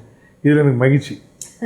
இது வந்து பொறாமை கிடையாது, இது வந்து போட்டியாக கூட செய்யட்டும், மகிழ்ச்சி, முன்னோடி. அதே மாதிரி பார்த்திங்கன்னா எந்த ஒரு உணவகமோ நம்மளை மாதிரியே ஒருத்தவங்க பண்ணுறாங்க, முயற்சி எடுக்கிறாங்கன்னா நான் கண்டிப்பாக அவங்களுக்கு வந்து நிறைய ஹெல்ப் பண்ணியிருக்கேன். ஃப்ரீ கன்சல்டன்சி கூட பண்ணுவேன். அதுக்கு என்ன காரணம்னா, நான் ஒரு ஆளே வந்து சிறுதானியத்தை உலகம் ஃபுல்லாக கொடுத்துட முடியாது, இல்லை ஊர் ஃபுல்லாக கொடுத்துட முடியாது. இந்த மாதிரி வந்து இது எல்லாருக்கும் போய் சேரணும், அது ஒன்று. அதே மாதிரி பார்த்திங்கன்னா ஒரு சிலர்லாம் வந்து கேட்பாங்க, உங்களால் எப்படி பண்ண முடியுதுன்னு கேட்பாங்க. இது வந்து அறம் சார்ந்த வணிகம். அறம் சார்ந்த வணிகம் பண்ணும்போது கிடைக்கிற ஒரு அங்கீகாரம் தான் அது. நீங்கள் பார்த்தீங்கன்னா அறம் சார்ந்த வணிகம்னா எம்ஆர்பிக்கு மேலே விற்கக்கூடாதுன்றது ஒரு அறம். வழியில் தானே வராங்க, நாளைக்கு வரவா போகிறாங்க அப்படிங்கிறது வந்து வேறு. நம்ம அப்படி கிடையாது. எனக்கு வந்து இப்போ நம்மளுக்கு வந்து பார்த்திங்கன்னா இந்த கடைக்கு வரவங்க நிறைய பேர் வந்து பர்மனன்ட் கஸ்டமர். போன தடவை வந்தேன் நல்லா இருந்தது, இந்த தடவை கொஞ்சம் மாறி இருக்கேன்னு சொல்லக்கூடிய அளவுக்கு நுணுக்கமான வாடிக்கையாளர்கள் எனக்கு. அது வந்து எனக்கு கிடைச்ச ஒரு பாராட்டுன்னு எடுத்துப்பேன், சிறப்புன்னு எடுத்துப்பேன். இந்த மாதிரி உணவங்க இந்த மாதிரி அறம் சார்ந்த வணிகம் பண்ணும்போது உங்களால் நீங்கள் வந்து நேர்மையாக இருக்கிறீங்க. இன்னொன்று கிராட்டிடியூட்னு சொல்லுவோம். உங்களுக்கு கிடைக்கிறது எல்லாமே உங்களுக்கு இல்லை. Very true. இப்போ நாம் எப்பொழுது பிறருக்காக வாழ்கிறோமோ அப்போது தான் நமக்காக வாழ்கிறோம். இது நம்ம போர்டே வச்சுருப்போம். என்னென்னா நீ you to live for others. உங்களுக்கு வந்து உங்களுக்கு ஒரு கோட் ஒன்று சொல்லாமான்னு தெரில. நான் இது இன்டர்வியூவில் பைபிளில் ஒரு வசனம் ஒன்று உண்டு. நீ ஆசீர்வாதமாக இருப்பாய் அப்படின்னா என்ன அர்த்தம்னா நீ பிறருக்கு ஆசீர்வாதமாக இருப்பாய்னு அர்த்தம். What ever you get it is not for you, நீ யூ ஹேவ் டு ஷேர். இதுதான் வந்து நான் கற்றுக்கிட்ட விஷயம், அடிப்படை. இதுக்கு வந்து நன்றி உணர்வு முதல்ல. இப்போ நீங்கள் ஒரு மனசில் வச்சுருப்பீங்க ஒரு கேள்வி. அந்த கேள்வியை நானே ஆரம்பிச்சிடுறேன். நீங்கள் வந்து எப்படி வந்து வெளி உணவு அலோவ் பண்ணுறீங்க இந்த இடத்துல அப்படின்னு. உணவு வேணால் அலோவ் பண்ண மாட்டாங்க, எப்படி அலோவ் பண்ணுறீங்கன்னு கேட்பீங்க. நிறைய பேருக்கு வர கேள்வி அது. அது என்னென்னா கடவுள் வந்து உங்களுக்கு இவ்வளோ பெரிய இடத்த தரார். இதில் வந்து ஒரு சின்ன போர்ஷன் தான் வி லெட் இட் அவுட். அதுக்கு பேசிக்கான விஷயம் என்னென்னா நம்மளோட கலாச்சாரமே திண்ணை கலாச்சாரம். ஒரு ஊரில் நடந்து போகிறாங்கன்னா ஒரு வீடுனா திண்ணை வச்சு தான் வீடு கட்டுவாங்க. வீட்டில் வந்து பார்த்திங்கன்னா யாராவது வந்து அந்த பக்கம் நடந்து போகிற வழிப்போக்கர்கள் ஏதோ தலையில் ஒன்று சுமந்துக்கிட்டு போவாங்க, வயலுக்கு போயிட்டு வருவாங்க. வரவங்க வந்து அவங்கள ஆசுவாசப்படுத்திக்கிறதுக்காக உட்காருவாங்க. வீட்டில் இருக்கவங்களும் தண்ணி கொடுப்பாங்க. இது வந்து நம்மளோட கலாச்சாரம். இந்த கலாச்சாரத்தோட அடையாளம் தான் என்னென்னா நம்மளோட இடத்துல வந்து மற்றவங்க உணவு இருந்து விடுறது. அவங்க வந்து ரோட்டில் நின்று சாப்பிட்டா அவங்களுக்கு சேஃப்டி கிடையாது. அதோட பார்த்திங்கன்னா அவங்க வீட்டு பிள்ளைங்களுக்கு வந்து ஒரு கழிப்பறை வசதி இருக்காது. ஒரு ஒரு ஃபேமிலியாக போகிறவங்களுக்கு ஒரு ரோட்டில் நின்று சாப்பிடும்போது வேறு என்ன பண்ண முடியும்? சாப்பிட்லாம், கை கழுவலாம். மற்றபடி அவங்களுக்கு ஒரு வசதி செஞ்சு தரணும். அதுக்காக நம்ம கடையை வந்து ட்ராவலர் ஃப்ரெண்ட்லி ரெஸ்டாரண்ட்ற ஒரு லோகோவோடு வச்சுருக்கோம். அதுதான் நம்ம டேக்லைன். வராங்க, நம்ம இடத்துல கொஞ்சம் சாப்பிடுவாங்க, விருப்பப்பட்டால் காஃபி குடிப்பாங்க, இல்லாட்டாலும் பரவாயில்ல. நாங்களே என்ன பண்ணுவோன்னா காலையில் வரவங்க வந்து வீட்டிலேருந்து சட்னிலாம் செஞ்சு கொண்டு வர மாட்டாங்க. இல்லை ஏதோ ஒன்று பொடி போட்டு இட்லி கொண்டு வருவாங்க, பரட்டி கொண்டு வருவாங்க. நான் கேட்போம், வேணா சட்னி வாங்கிக்கிங்க, நோ காஸ்ட். அதில் என்ன இருக்குது? நம்ம ஒன்றும் இழக்க போகிறது ஒன்றுமே இல்லை, ஒன்றுமே இல்லையே. இதில் என்ன மிஞ்சி போனால் என்ன ஆகிட போகுது? அவங்களுக்கு இடம் தரோம், ஃபேன் தரோம், அவங்க சுகமாக உட்காந்து சாப்பிட்றதுக்கு இடம் தரோம். இது வந்து ஆக்சுவலாக வந்து நம்ம வந்து எதையும் எதிர்பார்த்து பண்ணாது. இந்த எதிர்பார்த்து பண்ணாமல் இருக்கும் போது அவங்களுக்கு அங்கீகாரம் அதிகமாகும். நான் முதல்ல கடைக்கு வரும்போது என்ன பண்ணுவேன், யாராவது ரோட்டில் நின்று சாப்பிட்டாங்கன்னா, வாங்க ஏங்க ரோட்டில் நின்று சாப்பிட்றீங்க, நம்ம கடையில் வந்து ஃப்ரீயாக கொஞ்சம் சாப்பிட்டு போங்கன்னு சொல்ல ஆரம்பிச்சது. இது எவ்வளோ நாள் சொல்கிறதுன்னு பார்த்துட்டு தான் ஒரு போர்டு வச்சோம். போர்டு வச்சது வந்து ஒரு பெரிய, அது வந்து அப்போ தான் தெரிஞ்சுது இது இந்த போர்டை முதல்லையே வச்சுருக்கலாமேன்னு. இவ்வளோ நான் வாயால் தானே சொல்லிகிட்டு இருந்தோம் அப்படின்னு. அதுக்கப்புறம் பார்த்திங்கன்னா இது வந்து ஒரு பெரிய ஒரு அங்கீகாரம் கிடச்சிது. அதே மாதிரி நம்ம வந்து நிறைய இந்த கிராமத்தில் இருக்க பிள்ளைங்களுக்கு வேலை கொடுக்குறது மட்டும் இல்லை, அவங்க குடும்பத்தில் எந்த ஒரு நிகழ்வாக இருந்தாலும் நல்லது கெட்டது சொல்லுவாங்கள்ல, எல்லாத்துலேயும் எங்களோட பங்கு இருக்கும். அது ஒன்று. அதோடு பார்த்திங்கன்னா ஒரு முதியோர் இல்லம் இருக்குது. முதியோர் இல்லத்துக்கு நாங்கள் கிட்டத்தட்ட 12 வருஷமாக சப்போர்ட் பண்ணுறோம். அரிசி வாங்கி தர்றது, சின்ன சின்ன உதவிகள் பண்ணுறது முதியோர் இல்லத்துக்கு. அதே மாதிரி பார்த்திங்கன்னா ஒரு டிஸ்ட்ரிக்ட் ஹோம் ஒன்று இருக்குது மதுரையில், அவங்களுக்கு சப்போர்ட் பண்ணிகிட்ருக்கோம் கண்டினியூஸாக. ஒரு மனநலம் குன்றிய பிள்ளைகள் இருக்கிற ஆசிரமம், அதுக்கு சப்போர்ட் பண்ணுறோம். இதெல்லாம் நம்ம நல்லா இப்போ சொன்னோம் இல்லைங்களா, we should be blessing to others. அதனோட வெளிப்பாடு தான் அதுதான் பிளெஸிங். எஸ், அந்த பிளெஸிங்கை தான் நான் எப்படி எடுத்துக்கிறோன்னா, ஓகே நீங்கள் இதில் வந்து இந்த பிளெஸிங் நமக்கு கிடைக்கும் போது நீங்கள் சொல்கிற இந்த போட்டி போகாமலாம் காணாமல் போயிடும். அதுதான் வந்து எரேசர், பாதிக்க எரேசரை தான். அதே மாதிரி பார்த்திங்கன்னா இங்கே இருக்கிற எல்லோரும் நம்ம வந்து விரும்புகிறாங்க. இந்த கிராமத்தில் இருக்கிற மக்கள், தலைவர், பொதுவாக இருக்கிற இங்கே இருக்கிற ஒரு மக்கள் எல்லோரும், எல்லா கட்சி பாகுபாடின்றி எல்லாருக்கும் நம்ம மேலே ஒரு பிரியம் வர்றது காரணம் வந்து நம்ம இவங்க வீட்டு பிள்ளைங்களுக்கு வேலை கொடுக்குறோம், அவங்க சார்ந்து இருக்கிற கிராமத்து மக்களுக்கு வேலை கொடுக்குறோம், கண்ணியமாக மாண்போடு நடத்துகிறோம். அதுதான் ரொம்ப ரொம்ப முக்கியம். இந்த மாண்போடு நடத்துறதுங்கிறது சாதாரண விஷயம் கிடையாது. வேலை செய்கிறவங்களை வந்து வேலைக்காரங்கன்னு பார்க்காம நீங்கள் எப்போ சக பணியாளர் நினைக்கிறீங்களோ அப்போ வந்து நீங்கள் வந்து மென்மையாயிட்டீங்கன்னு அர்த்தம். அது அப்போ தான் அவங்களும் உங்களை மதிப்பாங்க. என்னை மதிக்கிறதுக்கு காரணமே நான் அப்படி தான் நினச்சிப்பேன். என்னை பார்த்தா இந்த கிராமத்துலேருந்து இதில் என்ன நல்ல விஷயம்னா, நீங்கள் சொன்னீங்க போட்டி போகாமன்னு, எங்களுக்கு அடுத்து இருக்கிற ஹோட்டலு, அதுக்கு அடுத்து இருக்கிற ஹோட்டலு, நாங்கள் இல்லாத உணவகங்கள்லாம் இருந்து பணி செய்கிறவங்க கூட எங்களை பார்த்தா வணக்கம் சொல்லிட்டு தான் போவோம். அதுதான் சிறப்பு, அது ஹைலைட். அதுதான் சொல்கிறேன், நம்ம வந்து மேன்மையோடையே இந்த சமுதாயத்தை அணுகினோம்னா போட்டியோ பொறாமையோ வந்து நம்மளை எந்த விதத்துலையும் பாதிக்காது. நிச்சயமா இது எல்லா உதவியும் கிடைக்கும், எதிர்பாராமலே. அதான் யூனிவர்சல் கனெக்ட். உண்மை. அது இருக்கும் அந்த பிரபஞ்சத்துக்கு தெரியும் நமக்கு எதை செய்யணும். நிச்சயமா. இல்லை, அது ரொம்ப ஆச்சரியப்படுற விஷயங்கள் நிறைய இருக்குது இந்த 99 கிலோமீட்டரில். இப்போ ஏன்னா அவுட் சைட் ஃபுட்ஸ் நாட் அலவுடுன்ற போர்டு தான் எல்லா உணவகத்துலேயும் பார்த்தோம். நீங்கள் சொன்ன மாதிரி வீட்டிலேருந்து கொண்டு வந்து சாப்பிடலாம். அது வயசானவங்களுக்கும் சரி, இல்லை சின்ன குழந்தைங்களுக்கு சரி, சில பேருக்கு வெளியில் சாப்பிட்டா சேரலைம்பாங்க, அவங்களுக்கு சரி, அது ஒன்று. பத்திய சாப்பாடு சாப்பிட்றவங்க. ஆமாம். அது தாண்டி சாப்பாடு நல்லா இருக்கும், ரெஸ்ட் ரூம் அங்கே சுமாராக இருக்குங்க அப்படின்னு சொல்லுவாங்க. ரெஸ்ட் ரூம் ஒரு இடத்துல நல்ல பழுத்துன்னு இருக்கும், சுவை சுமாராக இருக்கும் சாப்பிட்ற இடத்துல, காஸ்ட்லியாகவும் இருக்கும். அது ஒன்று இருக்குது. இங்கே வந்து நிறைய ஒரு இவர்கள் வித்தியாசமானவர்கள் மாதிரி எல்லாமே வித்தியாசம். வெளி உணவை கொண்டு வந்து சாப்பிடலாம். கழிப்பறைகள்லாம் நல்ல ரொம்ப சுத்தமாக இருக்குது, எப்போ வந்தாலும் சுத்தமாக இருக்குது. அண்ட் சாப்பிடும்போது நம்ம சுற்றி முற்றி பார்க்கும்போது பார்த்தீங்கன்னா கொன்றைவேந்தல்லேருந்து வாசகங்கள் எழுதியிருக்கீங்க, ஆத்திச்சூடியிலேருந்து வாசகங்கள் எழுதியிருக்கு, திருக்குறள்லேருந்து வாசகங்கள் எழுதியிருக்கு.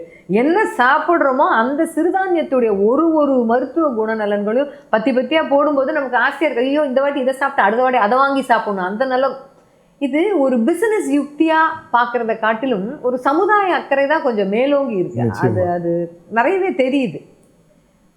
அப்படி இருக்கிற பட்சத்தில் இந்த 99 கிலோமீட்டர்னுடைய ஒரு சிக்னேச்சர் டிஷ் அப்படின்னா எதை சொல்லுவீங்க? நான் பொதுவாக வந்து வருஷத்துக்கு ஏதாவது ஒரு புது டிஷ்ஷை இன்ட்ரடியூஸ் பண்ணிட்டே இருப்பேன். இதில் முக்கியமாக சொல்ல போனோன்னா மொத்த ரெசிபி என்னோடய ஓன் ரெசிபி. ஒரு சாம்பார் பொடினா அந்த சாம்பார் பொடி எப்படி அரைக்கணுன்றது நான் தான் ஃபுல்லாகவே ரெசிபி வச்சுருக்கேன். என்னோடது மட்டும் தான். மற்ற கடைக்கும் எனக்கு வித்தியாசம் இருக்கலாம், ஆனால் எங்களுக்கு வந்து வேறு காஃபிலேருந்து எல்லாமே. சிக்னேச்சர் டிஷ் அப்படின்னு சொன்னால் ஒரு காஃபி, ஒரு வாழைப்பூ வடை, இது வந்து எல்லோரும் விரும்புகிறது. இது போக என்ன பண்ணோன்னா வருஷத்துக்கு ஒரு தடவை வந்து ஏதாவது ஒன்று, பழைய கருப்பு கோணி பழைய சாதம், இப்போ வந்து போரிஞ்சு, அதாவது கஞ்சின்னு சொல்லுவோம் இல்லைங்களா, வடக்கஞ்சி ஒன்று பண்ணுறோம். வடக்கஞ்சி அதே மாதிரி பார்த்திங்கன்னா வாழைப்பூ சீரகம் மோர், அது வந்து முன்ன வருஷம் பண்ணது. வாழைப்பூ சீரகம் மோர்னா மோரை வந்து எப்படி சிறப்பான மோராகிறது, அவ்வளோதான் விஷயம், வேறு ஒன்றுமே இல்லை. அதில் வாழைப்பூ அரைச்சி அதனோட எசன்ஸு, அப்புறம் கருவேப்பிலை சாறு, இஞ்சி சாறு, அதோட வந்து வெந்தயம், சீரகம் அதனோட பொடி போட்டு கலந்து அவ்வளோ ஒரு எக்ஸலண்ட்டாக இருக்கும். உங்களுக்கு வந்து அப்படியே நீங்கள் வெயில் காலத்தில் அது ஒன்றும் இல்லை 2 டம்ளர் சாப்பிட்ருவீங்க. சாப்பிட்டீங்கன்னா உங்களுக்கு கண்டிப்பாக அவ்வளோ வந்து இதமாக இருக்கும். இந்த மாதிரி விஷயங்கள் ஒன்று பார்த்து செய்கிறதா அது. அதே மாதிரி பிரண்டை தோசை, வல்லார தோசை, தூதுவளை தோசை, இதெல்லாம் நான் என்ன பண்ணுவேன்னா ஒரு பிரண்டை தோசை போட்டால் அந்த தோசையில் பிரண்டையை கொஞ்சமாக மேலே தூவ சொல்கிறோம். அப்போ தான் மக்களுக்கு தெரியும் பிரண்டை இப்படி தான் இருக்கும்னு. இல்லை, நீங்கள் புதுசாக இன்ட்ரடியூஸ் பண்ணுறேன்னு சொல்கிறீங்க இல்லையா, இந்த சாம்பார் பொடி கூட எங்களுக்குன்னு ஒரு ஃபார்முலா இருக்குது, எல்லாம் பண்ணுவோம். இதெல்லாம் எங்கேருந்து இப்போ நமக்குன்னு தனியாக இருக்கணும்? இதுனா 99 சுவை, இது 99க்குன்னே உண்டான ஒரு ஸ்டைல், 99க்குன்னே உண்டான டேஸ்ட் அப்படின்றத இது எங்கேருந்து ஆரம்பிச்சது? எதை பார்த்து கற்றுக்கிட்டீங்க? அல்லது இதுக்கு ஏதாவது தனியாக ஃபார்முலா வச்சுருக்கீங்களா? இது ஆக்சுவலாக பார்க்க போனீங்கன்னா ஃபார்முலான்னு இல்லை, எதையுமே வந்து நம்ம ஒரு உள்ளுணர்வோட ஆசையோட இன்வால்மெண்ட்டோட பண்ணுறது தான் அது. அப்படி பார்க்க போனீங்கன்னா எனக்குலாம் முதல்ல வந்து சிறுதானியத்தில் என்ன செய்யணுன்னே தெரியவே தெரியாது. அப்போ நாச்சால்னு ஒரு மேடம் ஒருத்தங்க இருக்காங்க, சிஸ்டர் ஒருத்தங்க இருக்காங்க, அவங்க வந்து காரைக்குடிக்காரங்க. அவங்க என்ன பண்ணுவாங்கன்னா இயற்கையின் திருமகள்னு அவங்களுக்கு வந்து நம்மாழ்வாரே ஒரு பெயர் கொடுத்தாரு. அந்தளவுக்கு ஒரு சிறப்பாக இந்த இயற்கை உணவை பற்றி ரொம்ப தெரிஞ்சவங்க. அவங்கள தான் நான் முதல்ல அவங்க அப்ரோச் பண்ணேன். அவங்க என்ன பண்ணாங்கன்னா இதில் என்னென்ன செஞ்சால் நல்லாயிருக்கும், குதிரைவாலியில் பொங்கல் பண்ணலாம், வரகரிசியில் ரசாதம் பண்ணலாம், இது எல்லாத்தையும் எனக்கு சொல்லி கொடுத்தது அவங்க தான். அவங்கள வச்சு சரி முதல்ல ஆரம்பிக்கும் போது என்ன இதெல்லாம் பண்ண முடியுமா அப்படின்னு சொல்லி ஒரு கேள்வி இருக்கும்போது உணவை எடுத்தோன்னெல்லாம் வந்து இது ஒன்றும் அப்படியே மக்களோட அங்கீகாரம்லாம் கிடச்சிடல.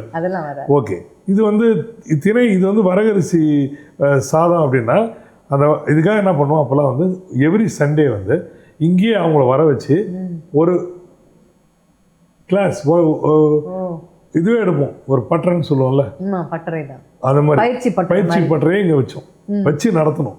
அவங்களுக்கு இப்போ நான் என்ன பண்ணுவேன், அவங்க ரொம்ப கூட காசு கூட வாங்க மாட்டாங்க, வந்து போகிற காசு தான் வாங்குவாங்க. அதுவே வேண்டாம்பாங்க, அந்தளவுக்கு பெருந்தன்மையானவங்க. அவங்கள வந்து நம்ம கிளாஸ்லாம் எடுத்து இன்னொன்று அவங்க சொன்னாங்க, நீங்கள் என்ன சமையல் பண்ணுறீங்களோ அதை வந்து இங்கே காட்சிப்படுத்துங்க, வியாபாரத்துக்கு வைங்க, மக்களோட நம்பிக்கை கிடைக்கும்னாங்க. ஸோ இந்த மாதிரி நம்பிக்கை கிடைக்க தான் எங்களுக்கு வந்து இந்த மாதிரி பொருட்களை கொண்டு வர முடிஞ்சது. இதில் வச்சு நம்ம என்ன பண்ணுறோன்றது, ஓகே இவங்க குதிரைவாலியில் பொங்கல் பண்ணுறாங்கன்னா குதிரைவாலி இது இருக்குது. ஸோ அவங்க நிறைய மக்களுக்கு ஒரு 10 வருஷத்துக்கு முன்னால் குதிரைவாலி எப்படி இருக்குன்னே தெரியாது, வரகு எப்படி இருக்குன்னு தெரியாது, பனி வரகு எப்படி இருக்குன்னு தெரியாது. இதெல்லாம் நாங்கள் இதெல்லாம் தான் நாங்கள் சந்தித்த ஒரு சில சிரமங்கள். ஆனால் அந்த சிரமங்கள்லாம் பெருசாக எடுத்துக்கிறது இல்லை, கற்றுக்குறோம்ல. முதல் விஷயம் நம்ம கற்றுக்குறோம், கற்றுக் கொடுத்ததை மக்களுக்கு கற்றுறோம். ஷேரிங். இப்போது நான் என்ன சொல்லுவேன்னா, யாருக்காவது இது மாதிரி சிறுதானிய உணவு ஆரம்பிக்கணுமா, எனக்கு ஒரு ஃபோன் பண்ணுங்கள், வர சொல்லுங்கள், எங்கே பண்ணணும்னு சொல்லுங்கள், என்ன சொல்லித்தர ரெடி. இதுக்காக எந்த சார்ஜஸ்லாம் எனக்கு வேறவே வேணாம். அது ஃப்ரீ கன்சல்டன்சி. நீங்கள் சொன்னீங்க இல்லைங்களா, சாம்பார் பொடியிலேருந்து எல்லா ரெசிபி, இந்த ரெசிபி எல்லாமே நாங்களே 1 by 1 இப்படி பண்ணால் நல்லா இருக்குமா, இப்படி பண்ணால் நல்லா இருக்குமான்னு நாங்களே உருவாக்குறோம். ஆர்என்டி தான் உண்மையாக. இப்போ கூட பார்த்தீங்கன்னா, இப்போ கஞ்சி பண்ணும்போது ஒரு வாரம் நாங்கள் வந்து கிளாஸ் எடுத்து பார்த்தோம், டெஸ்ட் பண்ணோம். இது இந்த கஞ்சி பண்ணால் நல்லா இருக்கா, இந்த டேஸ்ட் நல்லா இருக்கா, இதில் என்ன ஆட் பண்ணலாம், இது என்ன கம்மி பண்ணலாம். இப்போ எங்களோட இது எடுத்துக்கிட்டிங்கன்னா, இட்லி பொடி எடுத்துக்கிட்டிங்கன்னா, பஜ்ஜி மாவு இருக்கு இல்லைங்களா, பஜ்ஜி மாவு எடுத்துக்கோங்களேன். அந்த பஜ்ஜி மாவில் வந்து இவ்வளோ கடல மாவு இது இல்லைனா இருக்கணும், இது இல்லைனா இருக்கணும். நோ சுவையூட்டிகள், மணமூட்டிகள், நிறமூட்டிகள் எதுவுமே கிடையாது நம்மகிட்ட. No artificial. அப்படியும் அது எப்படி இயற்கையாக வரணும், அதே சமயத்தில் பார்க்குறதுக்கும் பஜ்ஜி மாதிரி இருக்கணும், நல்லா இருக்கணும். அதில் என்னெல்லாம் போடலாம், அதில் வந்து சீரகம், ஓமம், இதில் அரைச்சி பவுடர் எவ்வளோ போடணும், எத்தனை கிராம் உப்பு சேர்க்கணும், எத்தனை கிராம் என்னென்ன சேர்க்கணும், மிளகாத்தூள் எவ்வளோ சேர்க்கணும், இது மொத்தத்தையும் நாங்கள் வந்து ஆர்என்டி பண்ணி தான் பண்ணியிருக்கோம். கேட்டலாகே இருக்குது ஃபுல்லாக எங்கிட்ட ஃபுல்லாக. அதையும் சீக்கிரமே வந்து 99 கிலோமீட்டர் காஃபி ரெசிபின்னு புக்கே ஒன்று போட்டு எல்லாருக்கும் கொடுக்கலாம். என்னுடைய அடுத்த கேள்வி அதுதான். அதாவது 99 கிலோமீட்டர் காஃபினுடைய சமையல் குறிப்பு புத்தகம்னு ஒன்று வரும். நிச்சயமா சீக்கிரமே வந்துடும். அக்டோபருக்குள்ளே வரும்னு வச்சுக்கோங்களேன். சந்தோஷம். அப்படிதான் எதிர்பார்க்குறோம். இல்லாட்டா புது வருஷத்துக்குள்ளே அது வந்துடும். அதுதான் என்னோட அடுத்த முயற்சி. என்னன்னா, நிறைய பேர் கேட்குறாங்க, சார் இது எப்படி பண்ணீங்கன்னு. எப்படி பண்ணோன்னா அதுக்கு வந்து அவங்களுக்கும் ஒரு ஆர்வம் இருக்கும். எதுனா கேட்குறாங்க, வீட்டில் போய் பண்ணுறது தான் கேட்குறேன். அதை விட இன்னொரு முக்கியமான விஷயம் நான் சொல்லாமல் விட்டுட்டேன்ப்பா. அது என்னென்னா, நம்மளோட எல்லா உணவகங்கள்லையும் ஆவாரம்பு குடிநீர், அப்புறம் பார்த்திங்கன்னா செம்பருத்தி குடிநீர் எல்லாம் வச்சுருப்போம். இது எதுக்காகன்னா, சீரக குடிநீர். இது ஒரு நாள் அவங்க குடிச்சிட்டு போய் ஒன்றும் பெரிய மாற்றம் வந்துடாது. ஆனால் நிச்சயமாக அவங்களுக்கு வந்து வீட்டில் போய் இதை பயன்படுத்தலாமேன்ற ஒரு எண்ணம் வரும். இது ஒரு ஒரு 100 பேரில் ஒருத்தர் பண்ணட்டும், மாற்றத்துக்கு ஒரு விதை விதை இவ்வளோதான். அது உடனே மாற்றம் வந்துருமானா தெரியாது, வருமானன்றதை நான் கேரண்டி பண்ண மாட்டேன். ஆனால் நம்ம வந்து ஒரு முன்னெடுப்பு, இதை வந்து அவங்களுக்கு வந்து இப்படி செய்ய முடியுன்றத ஒரு வழிகாட்டுறோம் அவங்களுக்கு. அதோட சேர்ந்து இந்த லைவாக அப்படியே அந்த தோசை போட்டு கொடுக்கறது, பணியாரம் சுட்டு கொடுக்கறது, அந்த கவுண்டர் வந்து இந்த ஐடியா எப்படி? ஏன்னா அமைஞ்ச சூழலே வந்து பார்த்தீங்கன்னாக்க காற்றோட்டமாக வெளிச்சமாக. நாங்கள்லாம் வந்து இந்த சிட்டிலலாம் பார்த்தீங்கன்னா ஏசி போட்டு இருட்டில் முதல்ல என்ன சாப்பிட்றோன்றது மங்கலான வெளிச்சத்தில் தான் தெரியும். இங்கே வந்து காற்றோட்டமாக இருக்குது, நம்ம வீட்டு முற்றத்தில் உட்காந்து சாப்பிட்ற மாதிரி ஒரு உணர்வு. அது கண்ணு முன்னாடியே நான் கேட்குற ஆவாரம்பு தோசையாகட்டும், இல்லை சங்கு புஷ்ப தோசையாகட்டும், கண்ணு முன்னாடியே போட்டு தராங்க. அங்கே பணியாரம் அங்கேயே அவங்க சுட்டு தராங்க, ஜூஸ் அங்கேயே கண்ணு முன்னாடி போட்டு தராங்க.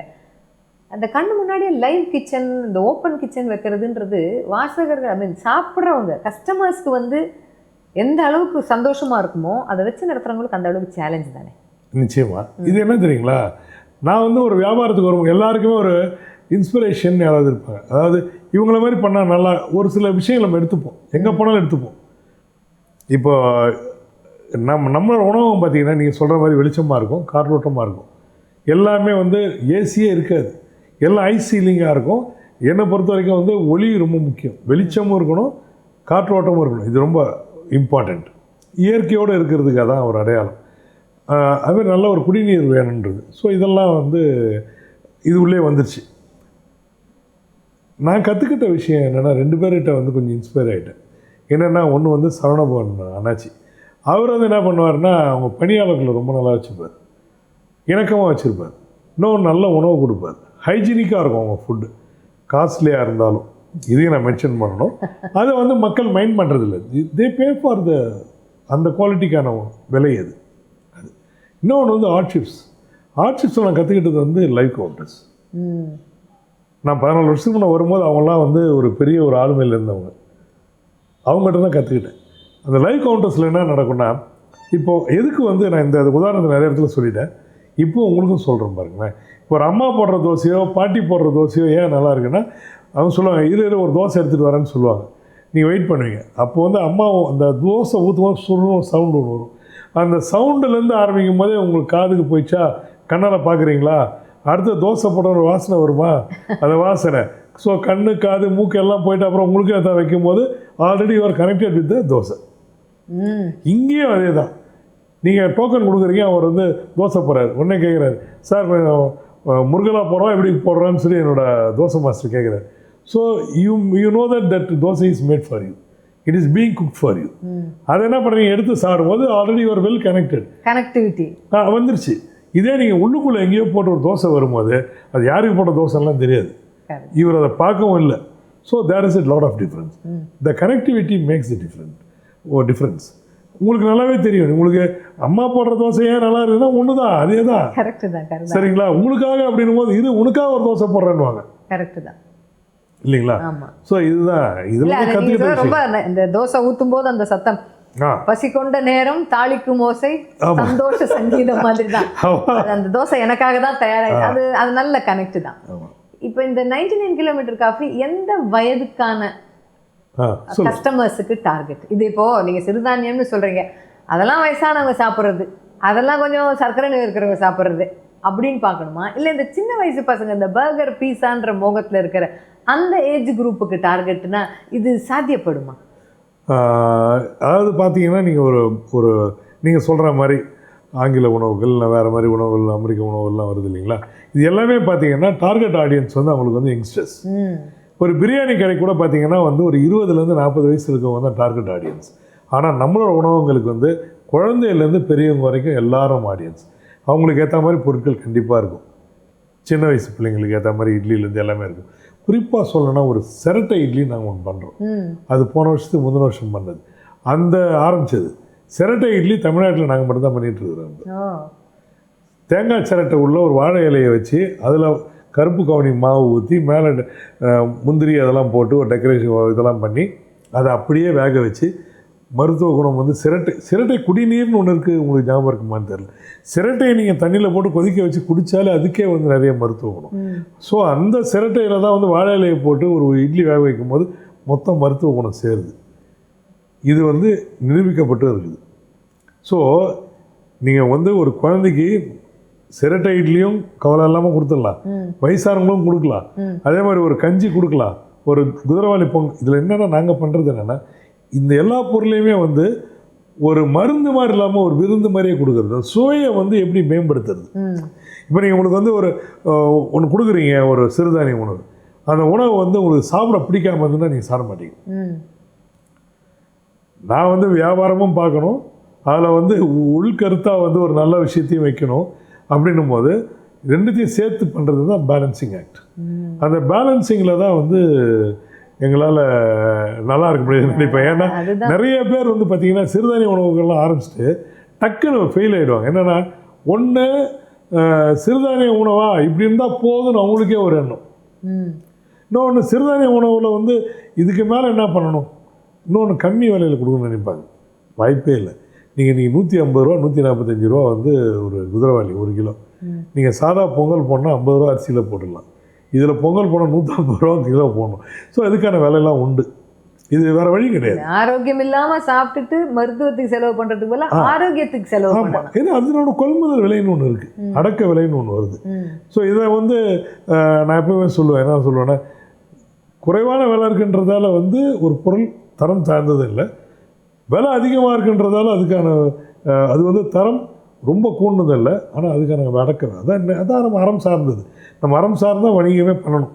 நீங்கள் இவ்வளோ காஸ்ட் ஆகுது அவ்வளோ வச்சாகணும், இல்லை அப்போ தான் கடைசி வரைக்கும் நீங்கள் அவங்க கொடுக்க முடியும். இன்றைக்கி நான் 150 ரூபாய்க்கு சாமி இது குதிரவாளி வாங்கிட்டு நான் மற்ற லோக்கல் பிளேயர்ஸோடு சேர்ந்து நான் போட்டு பொங்கல் விற்றேன்னா கொஞ்ச நாள் பொறுத்து நான் காணாமல் போயிடுவேன். ஸோ அதுக்கான வேலை அதுக்கு எல்லாத்தையுமே வந்து ஒரு சீரமைப்பாக பேலன்ஸ்டாக இருக்கணுன்றது என்னோட. அப்போ அது எல்லா வயதினருக்குமே நீங்கள் கேட்டர் பண்ணுறீங்க. நிச்சயமாக, ஆமாங்க. அதில் இன்னொரு இன்ட்ரெஸ்டிங் விஷயம் என்னென்னா சிறுதானியத்தை பற்றி சாப்பிட்றோம், சிறுதானியத்தை பற்றி நல்ல விஷயங்களை சுற்றி எல்லா இடத்துலையும் இந்த கேலரி வாக் அப்படின்னு சொல்லுவாங்க, அந்த மாதிரி நாங்கள் சாப்பிட வரவங்க எல்லாருக்கும் அது கண்ணில் படுது. இன்னும் பத்தாவது நீங்கள் படிக்கணும் புஸ்தகங்கள் அப்படின்னு சொல்லி அதுக்குன்னு ஒரு கவுண்டர் ஓப்பன் பண்ணுறீங்க. அதை தாண்டி இந்த பாரம்பரிய இந்த மிட்டாய் வகைகள், இந்த குழவியிலிருந்து இங்கே இருக்கு. அது இன்னும் கூட இந்த காப்பி கொடுக்கறதெல்லாம் பார்த்தீங்கன்னா ஊரில் கொடுப்பாங்க, இந்த பித்தளை டவர். அது வந்து திருப்பி அந்த மண்மணம் அப்படின்னு சொல்கிறோம் இல்லையா, அந்த மாதிரி இருக்குது. அம்மி இருக்குது, குழவி இருக்குது, இந்த சின்ன சின்னதாக சட்டி பானை, இந்த குழம்பு வைக்கிற சட்டி, கீரை கடையிற சட்டி, இது எல்லாமும் நீங்கள் அப்போது இது என்ன அடிப்படையிலங்க நம்ம வந்து நம்மளுடைய பாரம்பரியத்தையும் வேறையும் தாண்டி கிளைகள் எல்லாம் வேற எங்கேயோ போய்கிட்டு இருக்குது, திருப்பி இழுத்து பிடிக்கணும் அப்படிங்கிற ஒரு எண்ணமா, இல்லை எனக்கு இதில் தனிப்பட்ட ஒரு ஆர்வம் இருக்குது அதனால் நான் என்னுடைய கடையில் வைக்கிறேன் அப்படிங்கிற எண்ணமா? இது தனிப்பட்டது மட்டுமே இல்லை, அது நம்மளோட பாரம்பரியம் என்னவோ அதுதான். அது மண் சட்டியில் குழம்பு வச்சா சுவையாக இருக்குன்றது எல்லாருக்குமே தெரியும். அது நான்வெஜ்ஜாக இருக்கு வெஜ்ஜாக பண்ணுறது இல்லை, அதை மெயின்டைன் பண்ணுறதுல இருக்கிற சிரமங்கள் தான், வேறு ஒன்றுமே கிடையாது. ஆனால் நிறைய பேர் வந்து இப்போ அதை விரும்புகிறாங்க. ஒரு நடுவில் கொஞ்ச நாள் முன்னே பார்த்தீங்கன்னா காப்பர் மேலே மக்களுக்கு ஒரு பெரிய தாக்கம் இருந்தது. இப்போ அது கொஞ்சம் குறைஞ்சிருக்கு. அதுக்கு போல மண் வந்து எப்போவுமே அந்த மண் பாண்டங்கள் மேலே ஒரு பெரிய ஆர்வம் உண்டு. நாங்களே பார்த்தீங்கன்னா என்ன பண்ணுவோன்னா, கருப்பு கோழி பழைய சாதத்தை மண் சட்டிலாம் கொடுப்போம், நீங்கள் கொண்டு போகலாம். அப்படியே கொண்டு போயிடலாம், நீ சாப்பிட்டு அதை வீட்டுக்கு போய் தயிர் ஊற்ற வச்சிக்கலாம், என்ன யூஸ் பண்ணிக்கலாம். அதே மாதிரி இப்போ நாங்கள் அந்த களி இருக்கு இல்லைங்களா, வெந்தய களி, வெந்தய உளுந்தங்களி, கருப்பு உளுந்தங்களி, அந்த களியை வந்து இப்போ சட்டியில் தான் தரோம். நீங்களே கொண்டு போய் சாப்பிட்டு நீங்கள் கொண்டு போயிடலாம். அதில் என்ன அட்வான்டேஜ்னா, ஒன்று உங்களுக்கு ஒரு பொருள் கிடைக்கிறதுல வந்து ஒரு நாட்டம் இருக்கும், இன்னொன்று அது வந்து ரொம்ப அழகாகவும் இருக்கும், ஷோபீஸ் மாதிரியே வச்சுக்கலாம், அதே டைமில் நீங்கள் யூஸும் பண்ணிக்கலாம், ரீயூஸும் பண்ணிக்கலாம். இந்த அம்மி குழவி இல்லைன்னா எல்லார் வீட்லேயுமே வந்து தேவையான பொருள் தான். சின்னதாக வச்சோம், நம்ம ஒரு காலத்தில் பார்த்தீங்கன்னா பெருசு பெருசாக இருக்கும், இப்போ நீங்கள் டேபிள் டாப்பே வந்துச்சு சின்னதாக. ஒரு நீங்கள் நல்லாவே நினச்சி பாருங்கள், ஒரு மிக்சியில் போட்டு ஒரு மிளகு உலத்தை போட்டு ஒரு திருகுறதுக்கும் ஒரு அம்மியில் வந்து ஒரே ஒரு ஓட்டிட்டு தூவுறது வித்தியாசம் இருக்கும். ருசி ரொம்ப பெரிய லெவலில் வித்தியாசம் இருக்கும். ஏன்னா உடனே சூடாகுது. அதனால் நீங்கள் இதை கையால் உடைக்கும் போது அதனோட சுவை மனம்லாம் அப்படியே நிற்கும். இதெல்லாம் நீங்க மறந்துட்டீங்க, இதெல்லாம் நம்மளோடது அப்படின்றத நினைவுபடுத்துற மாதிரியே இருக்கு ஒன்னொண்ணுமே. நீங்க வைக்கிற அந்த மூலிகை குடிநீர் ஆகட்டும், இல்ல அம்மி குழவி வைக்கிறதுல ஆகட்டும், மண் சட்டி ஆகட்டும், இந்த சிரட்டை இட்லின்னு சொன்னீங்களே, எல்லாத்துலயுமே இதெல்லாம் நம்மளோடது, நம்ம இதை தாண்டி தான் மறந்துட்டோம். இது ஒரு நினைவூட்டல் மாதிரியே கொடுக்குறீங்க.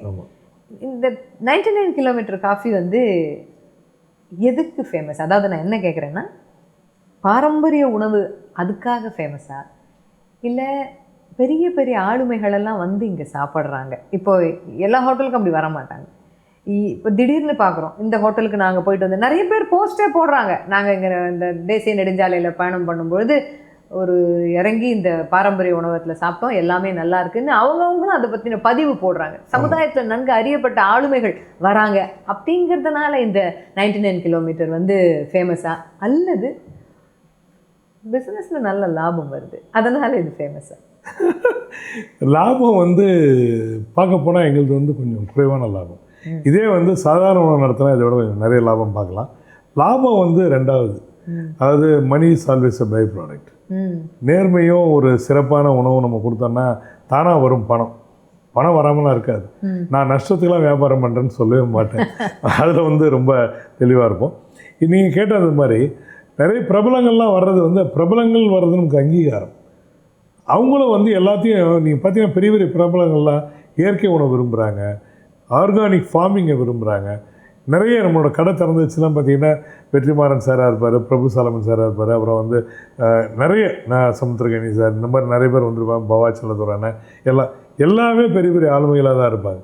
ஒரு கடை திறக்கிறது நீங்களும் வந்திருக்கீங்க, அதனால் சொல்ல வரேன் சரிங்களா. அதாவது என்னென்னா, இதில் இயற்கை சார்ந்து வரும்போது நிறைய உங்களுக்கு நிறைய படிக்கிறவங்க எல்லாருக்குமே, பெரிய பெரிய ஆளுமைகள் எல்லாருக்குமே இந்த மாதிரி உணவு மேலே பெரிய ஒரு ஆர்வம் இருக்கிறது உண்மை.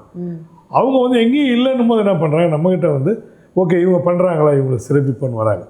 இதெல்லாம் தாண்டி ஒரே ஒரு விஷயம் தாங்க, whoever comes here they should carry memories. அவங்க வந்து வெறும் சாப்பிட்டுட்டு போகக்கூடாது, அவங்க வந்து நினைவுகளை சுமந்து செல்ல வேண்டும். நீங்கள் வந்தாங்கன்னா ஏதோ ஒரு நினைவு அவங்ககிட்ட இருக்கணும். நீங்கள் நினைவுகளை வந்து விற்க முடியாது, அவங்க தான் எடுத்துகிட்டு போவாங்க. அதனால் நான் வந்து நினைவுகளை கொடுக்குறேன் உங்களுக்கு, கிவ் யூ மெமரிஸ். நீங்கள் அப்பா இந்த கடையில் போனோம், இது ரொம்ப சூப்பராக இருந்தது, அது ஒரு நினைவு. அன்றைக்கி போனோம், ஒரு நாள் சாப்பிட்டோம், அன்றைக்கி இந்த கடையில் தான் இந்த உரல் வாங்கினோம். ஸோ இந்த மாதிரி நினைவுகளை சுமந்து போக வைக்கிறது தான் என்னோடய அடிப்படைகள். நீங்கள் கேட்டீங்க இல்லைங்களா, சூட்சுமம்னா அதான், வேறு ஒன்றுமே இல்லை. அதுதான் சூட்சுமம், உங்களுடைய சூட்சுமம். அது உங்களை மாதிரி ஒரு தொழில் முனைவரா, இல்லை ஒரு உணவகம் வச்சு நடத்துகிறவரா ஆகணும்னாலும், அல்லது எனக்கு இந்த மாதிரி சின்னதாக ஒரு பிஸ்னஸ் பண்ணணும்னு ஆசை இருக்குது, எனக்கு கூட இந்த மாதிரி ஏதாவது சாப்பாடு சம்மந்தமாக ஏதாவது தொழில் தொடங்கணும்னு ஆசையாக இருக்குது அப்படிங்கிறவங்களுக்காக இருந்தாலும் சரி, அல்லது நான் மாத சம்பளத்துக்கு வேலை பார்க்க விருப்பம் இல்லைங்க, எனக்கு ஒரு சின்னதாக பிஸ்னஸ் ஆரம்பித்தா நல்லாயிருக்கும்னு தோணுதுன்னு ஆணாக இருந்தாலும் சரி பெண்ணாக இருந்தாலும் சரி, அந்த மாதிரி இருக்கிற ஒரு இன்ட்ரெஸ்ட் இருக்கிறவங்களுக்கு ஒரு தொழில் முனைவோராக இந்த இந்த தொழிலில் இருக்கிற ஏற்றம் இறக்கம் சின்ன சின்ன நுவான்சஸ் இந்த எல்லாத்தையும் பார்த்தவரா, நுணுக்கங்களை பார்த்தவரா, உங்களுடைய ஒரு அட்வைஸ்ன்னு சொல்லலாம், இல்லை சஜஷன்னு சொல்லலாம், டிப்ஸ்ன்னு சொல்லலாம், அது என்ன? அதுக்கு தாண்டி இன்னொன்று என்னென்னா, எல்லாத்துக்கும் ஒரு டெம்ப்ளேட் தான் நம்ம ஃபாலோ பண்ணுறோம் இல்லையா? இதுக்குன்னா இது ஒரு டெம்ப்ளேட்டு. இப்போ நீங்கள் சொன்னீங்க பாருங்கள், என்னுடைய சாம்பார் பொடி மிளகாத்தூள் பண்ணணும்னா அதுக்கு ஒரு டெம்ப்ளேட்டுங்கிற மாதிரி ஒரு பிஸ்னஸ் மேன் ஆகணும், ஒரு தொழில் முனைவர் ஆகணுன்றதுக்கு நிரந்தரமாக ஒரு டெம்ப்ளேட் இருக்கா, இல்லை அதை நமக்கு ஏற்ற மாதிரி கஸ்டமைஸ் பண்ணிக்க முடியும்? இது எப்படின்னா, நம்ம எந்த துறைக்கு போகிறோன்றது ரொம்ப முக்கியம். அது ஃபிக்ஸடாக ஒன்று கிடையாது, இது ஒன்று ஆளாளுக்கு மாறுபடும். இப்போ உங்களோட ஆர்வம் இதில் வந்து அடிப்படை என்னென்னா ஆர்வம், உங்களோட இன்வால்மெண்ட். உங்கள் இன்வால்மெண்ட்டு தான் வந்து எந்த ஒரு தொழிலுக்கும் அடிப்படை வந்து இன்வால்மெண்ட்டு. நான் எங்கேயோ உட்காந்துட்டு ஒரு வேலையை செய்கிறேன்றது வேறு, ஃபுல் அண்ட் ஃபுல் அது உள்ளே இருக்கிறன்றது வேறு. நான் வெளிவட்டத்தில் இருக்கிறேன்னா உள்ளே இருக்கிறேன்னான்றது தான் முக்கியம். நான் வந்து ஒரு விஷயத்தை நீங்கள் அது என்ன ஒரு தொழிலாக இருந்தாலும் சரி, அது வந்து ஒரு ஜவுளியாக இருக்கட்டும், உணவமாக இருக்கட்டும், இல்லை ஒரு தங்கமாக இருக்கட்டும், எதுலேயுமே வந்து சிறப்பாக இருக்கிறவங்க பெரிய லெவலில் வந்து யாராக இருப்பாங்கன்னா அது உள்ளே வந்து இருக்கிறவங்க தான். அந்த உள்ளே வந்து அவங்களுக்கு வந்து ஒரு இன்ட்யூஷன் சொல்லுவோம் இல்லைங்களா, அந்த இன்ட்யூஷன் வந்துனே இருக்கும். நீங்கள் வெளியில் இருந்தீங்கன்னா இன்ட்யூஷன்லாம் வராது. இன்னொன்று, how much you take care of the business. நீங்கள் உள்ளே வந்துட்டீங்க, வரும்போதே வந்து உங்களுக்கு வந்து ஒரு தெரியும். முதல்ல ஸ்ட்ராட்டஜி ஒர்க் அவுட் பண்ண கற்றுக்கணும். முதல்ல வந்து திட்டமிடுதல் தான். திட்டமிடாமல் நீங்கள் எதையுமே செயல்படுத்தவே முடியாது. திட்டமிடலில் வந்து ரொம்ப பெரிய பங்கு வேணும். அதே மாதிரி எல்லாருக்குமே வந்து பயம்தான் வந்து ஒரு தடுக்கிறது அவங்கள. இதை நம்ம போனோம்னா பணம் போயிடுமோ, இதை இன்வெஸ்ட் பண்ணால் என்ன வருமோன்னு சொல்லி. கண்டிப்பாக வந்து எடுத்த உடனே வந்து ஒரு பெரிய வெற்றின்றது வர்றதுக்கு வாய்ப்பு இல்லாட்டாலும் வர்றதுக்கும் வாய்ப்பு இருக்குது.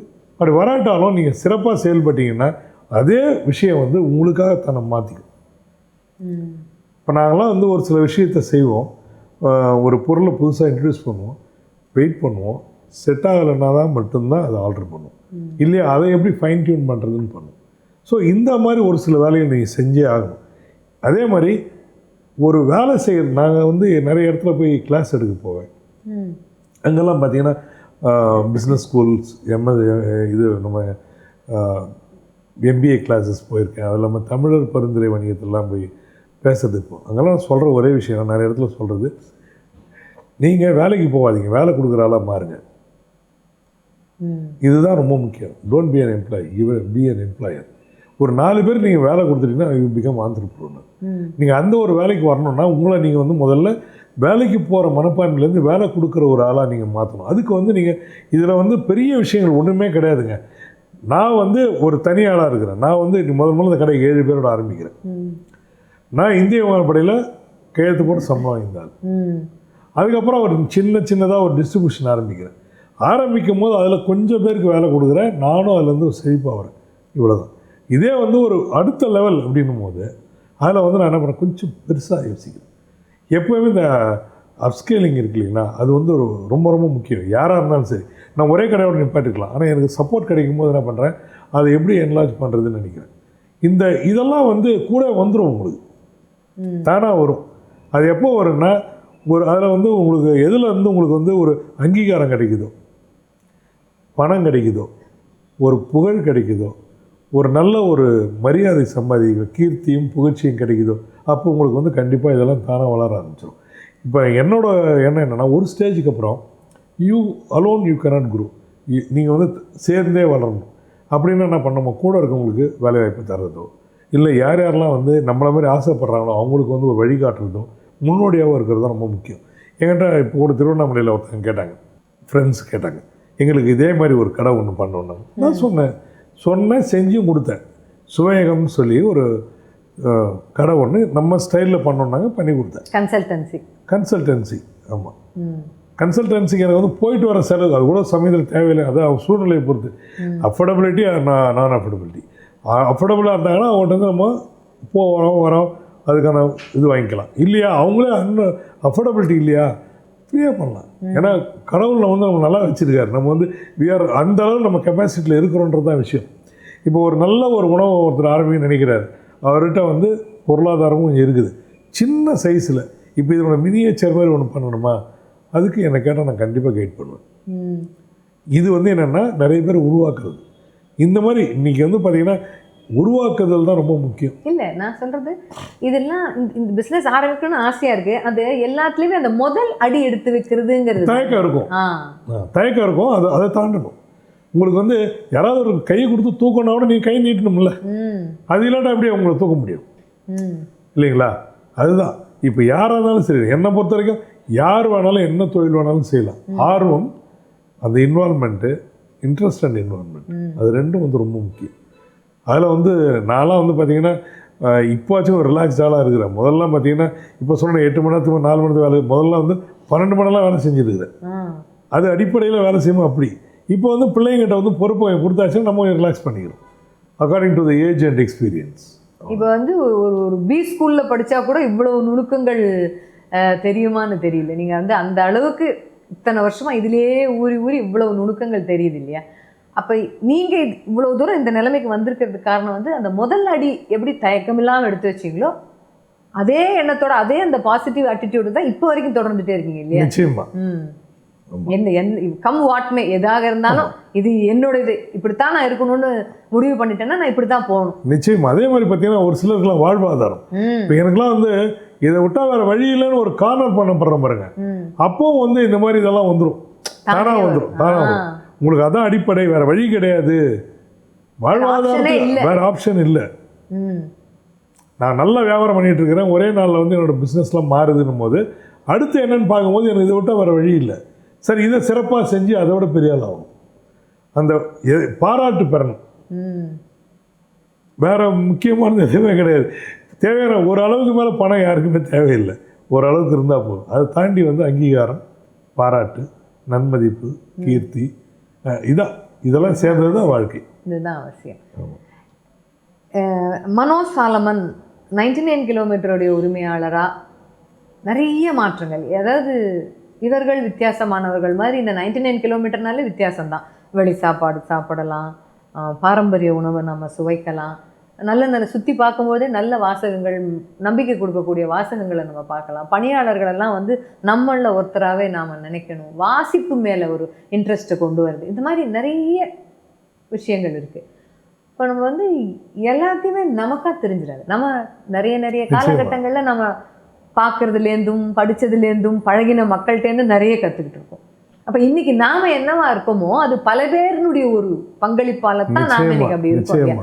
அந்த அடிப்படையில் வந்து நீங்கள் நான் நன்றி சொல்லணும்னு நினைக்கிறேன் அப்படின்னா நீங்கள் யார் யாருக்கெல்லாம் நன்றி சொல்லுவீங்க? அருமையான ஒரு கேள்வி இது. ஏன்னா நான் வந்து எப்போவுமே ஒரு ரொம்ப கிரேட்ஃபுல்லாக, அதாவது கிராட்டிடியூட் மேலே ஒரு நம்பிக்கை உள்ளார். நன்றி உணர்வு தான் நம்மளை வந்து சிறப்பாக்குன்றதுல ரொம்ப ஒரு நம்பிக்கை உள்ளார். அதில் வந்து முக்கியமாக சொல்லணும்னா நான் வந்து முதல்ல இறைவனுக்கு நன்றி சொல்லுவேன். என்னை தேர்ந்தெடுத்ததுக்காக, இந்த வேலைக்காக என்னை தேர்ந்தெடுத்ததுக்கு. இந்த வேலையை நான் செவனே செய்கிறதுக்கு வந்து என்னோடய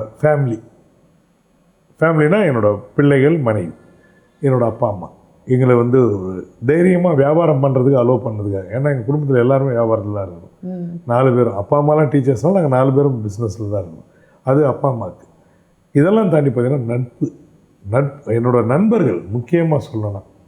அது இந்திய விமானப்படையாக இருக்கட்டும், இப்போ அதுக்கப்புறம் லா பண்ணும்போதாக இருக்கட்டும், எல்லாத்துலேயுமே எனக்கு நண்பர்களோட பெரிய வட்டம். அதேமாதிரி என்னோடய ஆர்வங்கள், அதாவது படிப்பு, வாசிப்பு பழக்கம், அதோட வந்து என்னோடய சினிமா மேலே இருக்கிற எந்த ஒரு துறையாக இருந்தாலும், எது இசையாக இருந்தாலும் சரி, ஒரு சினிமா டைரக்ஷனாக இருந்தாலும் சரி, ஒரு நல்ல படத்துக்கான நான் உலக படமே ஒரு 500 படம் பார்த்துருக்கேன். அந்த மாதிரி Korean movie, Italian movie, Spanish movie, இந்த மாதிரி நிறைய சினிமா மேலே ரொம்ப ஆர்வம் எனக்கு. ஸோ இந்த மாதிரி ஆர்வங்களுக்கு நான் நன்றி சொல்லணும். முதல்ல அந்த ஆர்வங்கள் தான் என்னை வந்து செழுமைப்படுத்துகிறேன். வாசிப்பு பழக்கமும் அப்படி தான். இதில் பார்த்துக்கிட்டிங்கன்னா என்னோடய ஏர்ஃபோர்ஸில் வந்து என்னோடய ஃப்ரெண்ட்ஸு ஒரு 5 பேர் இருக்காங்க, ரொம்ப க்ளோஸ் ஃப்ரெண்ட்ஸு. சுரேஷ்னு ஒருத்தர், அவர் தான் அந்த 99 கிலோமீட்டர் காஃபின்ற பெரிய வந்து அடையாளப்படுத்தி கொடுத்தது. அப்புறம் எனக்கு வந்து நான் எப்போல்லாம் தொய்வாக இருக்கிறோன்னா அப்போல்லாம் எனக்கு வந்து கொஞ்சம் இம்ப்ரூவ், என்னை வந்து கொஞ்சம் நல்லா கொண்டு வந்ததில் வந்து பிரகாஷ்னு ஒருத்தர் இருக்கார், பிரபுன்னு இருக்கார், ராஜன் இருக்காங்க. இந்த மாதிரி எனக்கு நண்பர்கள் இருக்காங்க. இந்த நண்பர்கள்லாம் வந்து இன்றைக்கி விமானப்படையிலேருந்து வந்த நண்பர்கள் இருக்காங்க. அது போக என்னோடய பள்ளி காலத்தில் எனக்கு வந்து என்னை விட்டு என் நண்பர்கள் எப்போயும் போகிறதே கிடையாது. சின்ன வயசுலேருந்து இன்னி வரைக்கும் நண்பர்கள் எப்போயுமே கூட இருக்காங்க. அதில் என்னோடய பிரதர்ஸ் இருக்காங்க. எல்லாருமே வந்து ஏதாவது ஒரு சமயத்தில் நான் வந்து எங்கேருந்தா விலகி போகிறேன் அப்படின்னாலும் என்னை வந்து சரியான ட்ராக்கில் கொண்டு வந்ததில் நிறைய பங்கு. அதே மாதிரி என்னை வளப்படுத்தினது என்னோடய வியாபாரத்தில் எனக்கு வந்து நிறைய நான் சக்ஸஸ்ஃபுல்லாக இருக்கிறதுக்கு காரணத்தில் வந்து கண்டிப்பாக நம்ம டாக்டர் சிவராமன், ம். அவரோட எழுத்துக்கள், அவர் மிகப்பெரிய ஒரு ஆளுமை. அவர் வந்து நீ திட்ட கமிஷனில் இருக்கார், பிளானிங் கமிஷனில் இருக்கார், திட்டக்குழு, அந்த மாதிரி ஒரு ஆளுமைகள். இது போக நிறைய ஐஏஎஸ், ஐபிஎஸ், அவங்களாம் வந்து உங்களுக்கு உற்சாகப்படுத்துறது.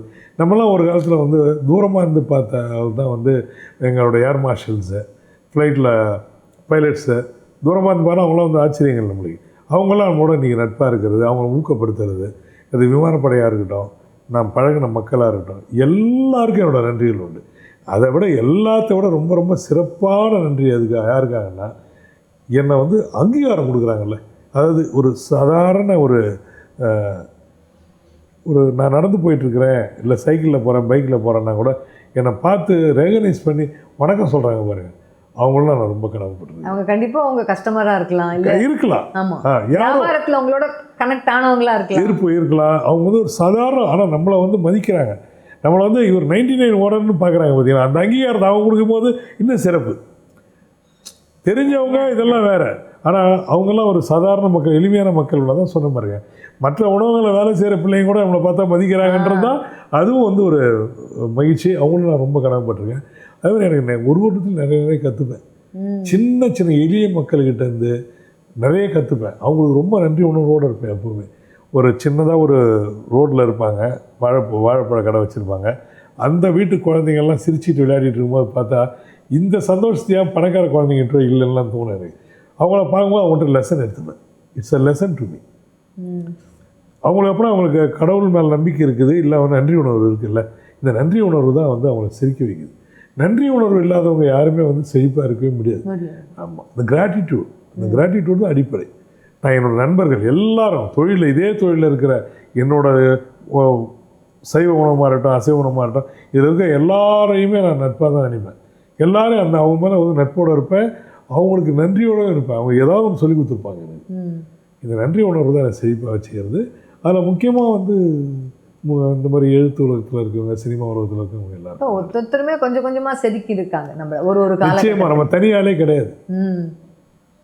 நம்ம தனியாக வந்து வளர்ந்துட்டோம் அப்படின்னு சொல்லவே முடியாது. யாராலையுமே சொல்ல முடியாது, யாராலையுமே இருக்க முடியாது. ஆனால் வளர்ந்ததுக்கு அப்புறம் அதெல்லாம் நினைச்சு பார்த்து நன்றி உணர்வோட இருக்கிறதுன்றதும் எல்லாரும் இருக்கிறதும் கிடையாது. அதுவும் இப்போ வந்து ரொம்ப ரேரா அரிதா போச்சு. அந்த மாதிரி இல்லை. அப்போ உங்களை நாங்கன்றது நம்ம சார்ந்த இந்த சமுதாயம், மனோ சாலமன் அப்படிங்கிற ஒரு தனி நபரை இந்த சமுதாயம் எப்படி ஞாபகம் வச்சுக்கணும்? நான் இன்றைக்கி வச்சுக்கிறது சொல்லலை. இன்றைக்கி நீங்கள் 99 கிலோமீட்டர் காஃபி நடத்துகிறீங்க, சரி. இன்னும் கொஞ்சம் காலம், வருங்காலத்தில் வரப்போகிற ஜெனரேஷன்ஸ், இப்போ சாப்பிட்ற கஸ்டமர்ஸினுடைய பேர பசங்க காலம் வரைக்குமே வச்சுக்கோங்களேன், மனோ சாலமன் அப்படின்ற ஒரு நபரை இந்த சமுதாயம் எப்படி நினைவு கூறணும், எப்படி ஞாபகம் வச்சுக்கணும், எதுக்காக ஞாபகம் வச்சுக்கணும், எந்த விஷயத்துக்காக? அப்படி ஞாபகம் வச்சுக்கோங்களான்னு தெரில எனக்கு. ஆனால் ஒரே ஒரு விஷயம் என்னென்னா, அதாவது எந்த வேலையிலையும் வந்து அன்பாக செய்ய முடியுன்றதுக்கு நான் உதாரணமாக வரும்னு ஆசைப்படுறேன். அது எந்த வேலையாக இருக்கலாம். அதாவது நட்போடு இருக்கிறதுலேயும் ஒரு அன்பு வேணும், செய்கிற தொழில் மேலே ஒரு அன்பு வேணும், அந்த தொழிலை நம்ம வந்து செஞ்சு மற்றவங்களுக்கு பயனுள்ளதாக்கும் போது அதில் ஒரு அன்பு வேணும். எல்லாத்துக்கும் அன்பு தான் காரணம். இந்த அன்பு வந்து நிற்கும், அதில் எனக்கு முழு நம்பிக்கை உண்டு. நீங்கள் வந்து அந்த அன்போடு அந்த வியாபாரத்தை பண்ணும்போது தான் அந்த அன்பு தான் எஞ்சி நிற்குமே. நீங்கள் எதை எடுத்து ஜூஸாக பார்த்தாலும் கடைசியில் அன்புன்ற அது மட்டும்தான் நிற்குமே தவிர வேறு ஒன்றுமே இல்லை. நீங்கள் அன்பு இல்லாமல் எது செஞ்சாலும் அது நிலைப்படுறதுக்கு வாய்ப்பு இல்லை. அது அப்படித்தான் உங்களை நினைச்சுக்கணும்னா, நிச்சயமா எதை செஞ்சாலும் அன்போட செய்யணும். மனுஷன் வந்து அன்பான மனுஷன் அப்படின்னு தான். அதுதான் உங்களோட அடையாளமாக அதைத்தான் நீங்க அன்பும் மரணம் உடைத்தாயின். கரெக்டு தான். அப்போ அதுதான் சுற்றி அதுதானே நாங்கள் படிக்கிறோம். இப்போ ரொம்ப நேரம் போனதே தெரியல சார். எவ்வளவோ விஷயங்கள். அதாவது இப்போ இன்டர்வியூ எடுக்கிறதுக்காக நாங்கள் வந்திருக்கோம்னா அது எங்களுடைய வேலைன்னு வச்சுக்கோங்களேன். ஆனால் நிறைய வேலைகளுக்கு மத்தியில் நீங்கள் உட்காந்து நீங்கள் சொன்ன மாதிரி அந்த அன்பு தான், அந்த அன்பின் வெளிப்பாடாக கூட தான் இந்த நேர்காணல் நாங்களே பார்க்குறோம். ரொம்ப சந்தோஷமாக இருக்குது. 99 கிலோமீட்டர் காஃபிக்கு வந்து சாப்பிட்ணும் இதை தெரியாதவங்க அப்படிங்கிறதுக்கான நேர்காணலாக இதை எடுக்கலை. ஒரு தொழில் முனைவர்னா எத்தனை பார்த்துருக்காங்க. பட் ஆனாலும் அவருக்குள்ள ஒரு தனிப்பட்ட ஆளுமை, இந்த சமுதாயத்துக்கு ஏதாவது நாம் செஞ்சிடணும், ஏதாவது ஒரு நல்ல விஷயம், ஏதாவது ஒரு நல்ல நான் கொடுக்குற சாப்பாட்டு மூலியமாக அதை கொண்டு போக முடியும்னா அது வந்து ஈஸி. ஏன்னா ஒரு மனுஷனுடைய மனசுக்குள்ளே சாப்பாட்டு மூலியமாக சீக்கிரம் போயிடலான்னு சொல்லுவாங்க இல்லையா? அதே தான். அந்த அடிப்படையில் நான் இந்த சமுதாயத்தில் ஒரு மாற்றத்தை கொண்டு வரணும், நல்ல விஷயத்தை கொண்டு போய் சேர்க்கணும், பாரம்பரியத்தோட வேர் இங்கே இருக்குது, இங்கே பிடிச்சிக்கோங்கன்றதை காமிக்கணுன்றதை நான் கொடுக்குற சாப்பாட்டு மூலியமாக தான் கொண்டு போகணும் நிச்சயமா. அப்படின்னு நீங்கள் செய்கிறீங்க. ஆமாம், அது அறம் சார்ந்த வணிகம். அது அறம் சார்ந்த வணிகம் தான். அந்த அறம் சார்ந்த வணிகம் செய்கிறவர் வந்து பல அலுவலர்களுக்கு நடுவில் எங்களுடைய சேனலுக்காக ஒரு நேர்காணல் கொடுத்ததுன்னு சொல்கிறது, இதுவும் கூட நான் ஒரு அறம் சார்ந்த விஷயமா தான் பார்க்குறேன். இல்லை, எங்களை கொண்டு போய் சேர்க்கறதுக்காக உங்களுக்கு நாங்கள் நன்றி சொல்லணும். இல்லை, அது ஒருத்தர் இல்லை, பொது வெளியில் வந்து கொண்டு போய் சேர்க்குறீங்கல்ல ஒரு மீடியாவில், அது வந்து நாங்கள் செய்ய முடியாத வேலை. இல்லை, அதை நீங்கள் செய்யும்போது எங்களுக்கு மகிழ்ச்சி. மீடியாவில் சேர்ந்து சார் நீங்கள் மனசில் பிடிச்சிடுறீங்க இடம் இல்லையா, சாப்பாட்டு மூலியமாக மனசில் பிடிச்சிடுறீங்க இடம்.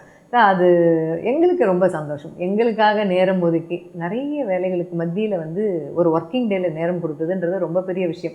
நிச்சயமாக இது வந்து உங்கள் 99 கிலோமீட்டர் காஃபினுடைய சுவை, பாரம்பரிய சுவையை மாதிரியே நீங்கள் சொன்ன நல்ல நல்ல விஷயங்கள், குறிப்பாக தொழில் முனையணுன்ற கனவோடு இருக்கிறவங்களுக்கு நீங்கள் சொன்ன விஷயங்கள், வாசிக்கிறதுல வந்து எவ்வளோ நன்மைகள் இருக்குங்கிறதுல நீங்கள் சொன்ன விஷயங்கள், இன்னும் வாழ்க்கையில் நிறைய விஷயங்களை பார்க்கணும், அன்பால் தான் அணுகணும், அறம் சார்ந்ததாக தான் எல்லாமே இருக்கணும்னு நீங்கள் சொன்ன விஷயங்கள் நிச்சயமாக உங்கள் சிறுதானிய உணவை போலவே அந்த சுவை அது என்றைக்குமே இந்த பார்க்குறவங்க மனசுலேருந்து என்றைக்குமே போகாதுங்கிற நம்பிக்கையில் உங்களுக்கு எங்கள் சேனல் சார்பாக ஒரு நன்றியையும் வணக்கத்தையும் ரொம்ப நன்றி சார். நன்றி.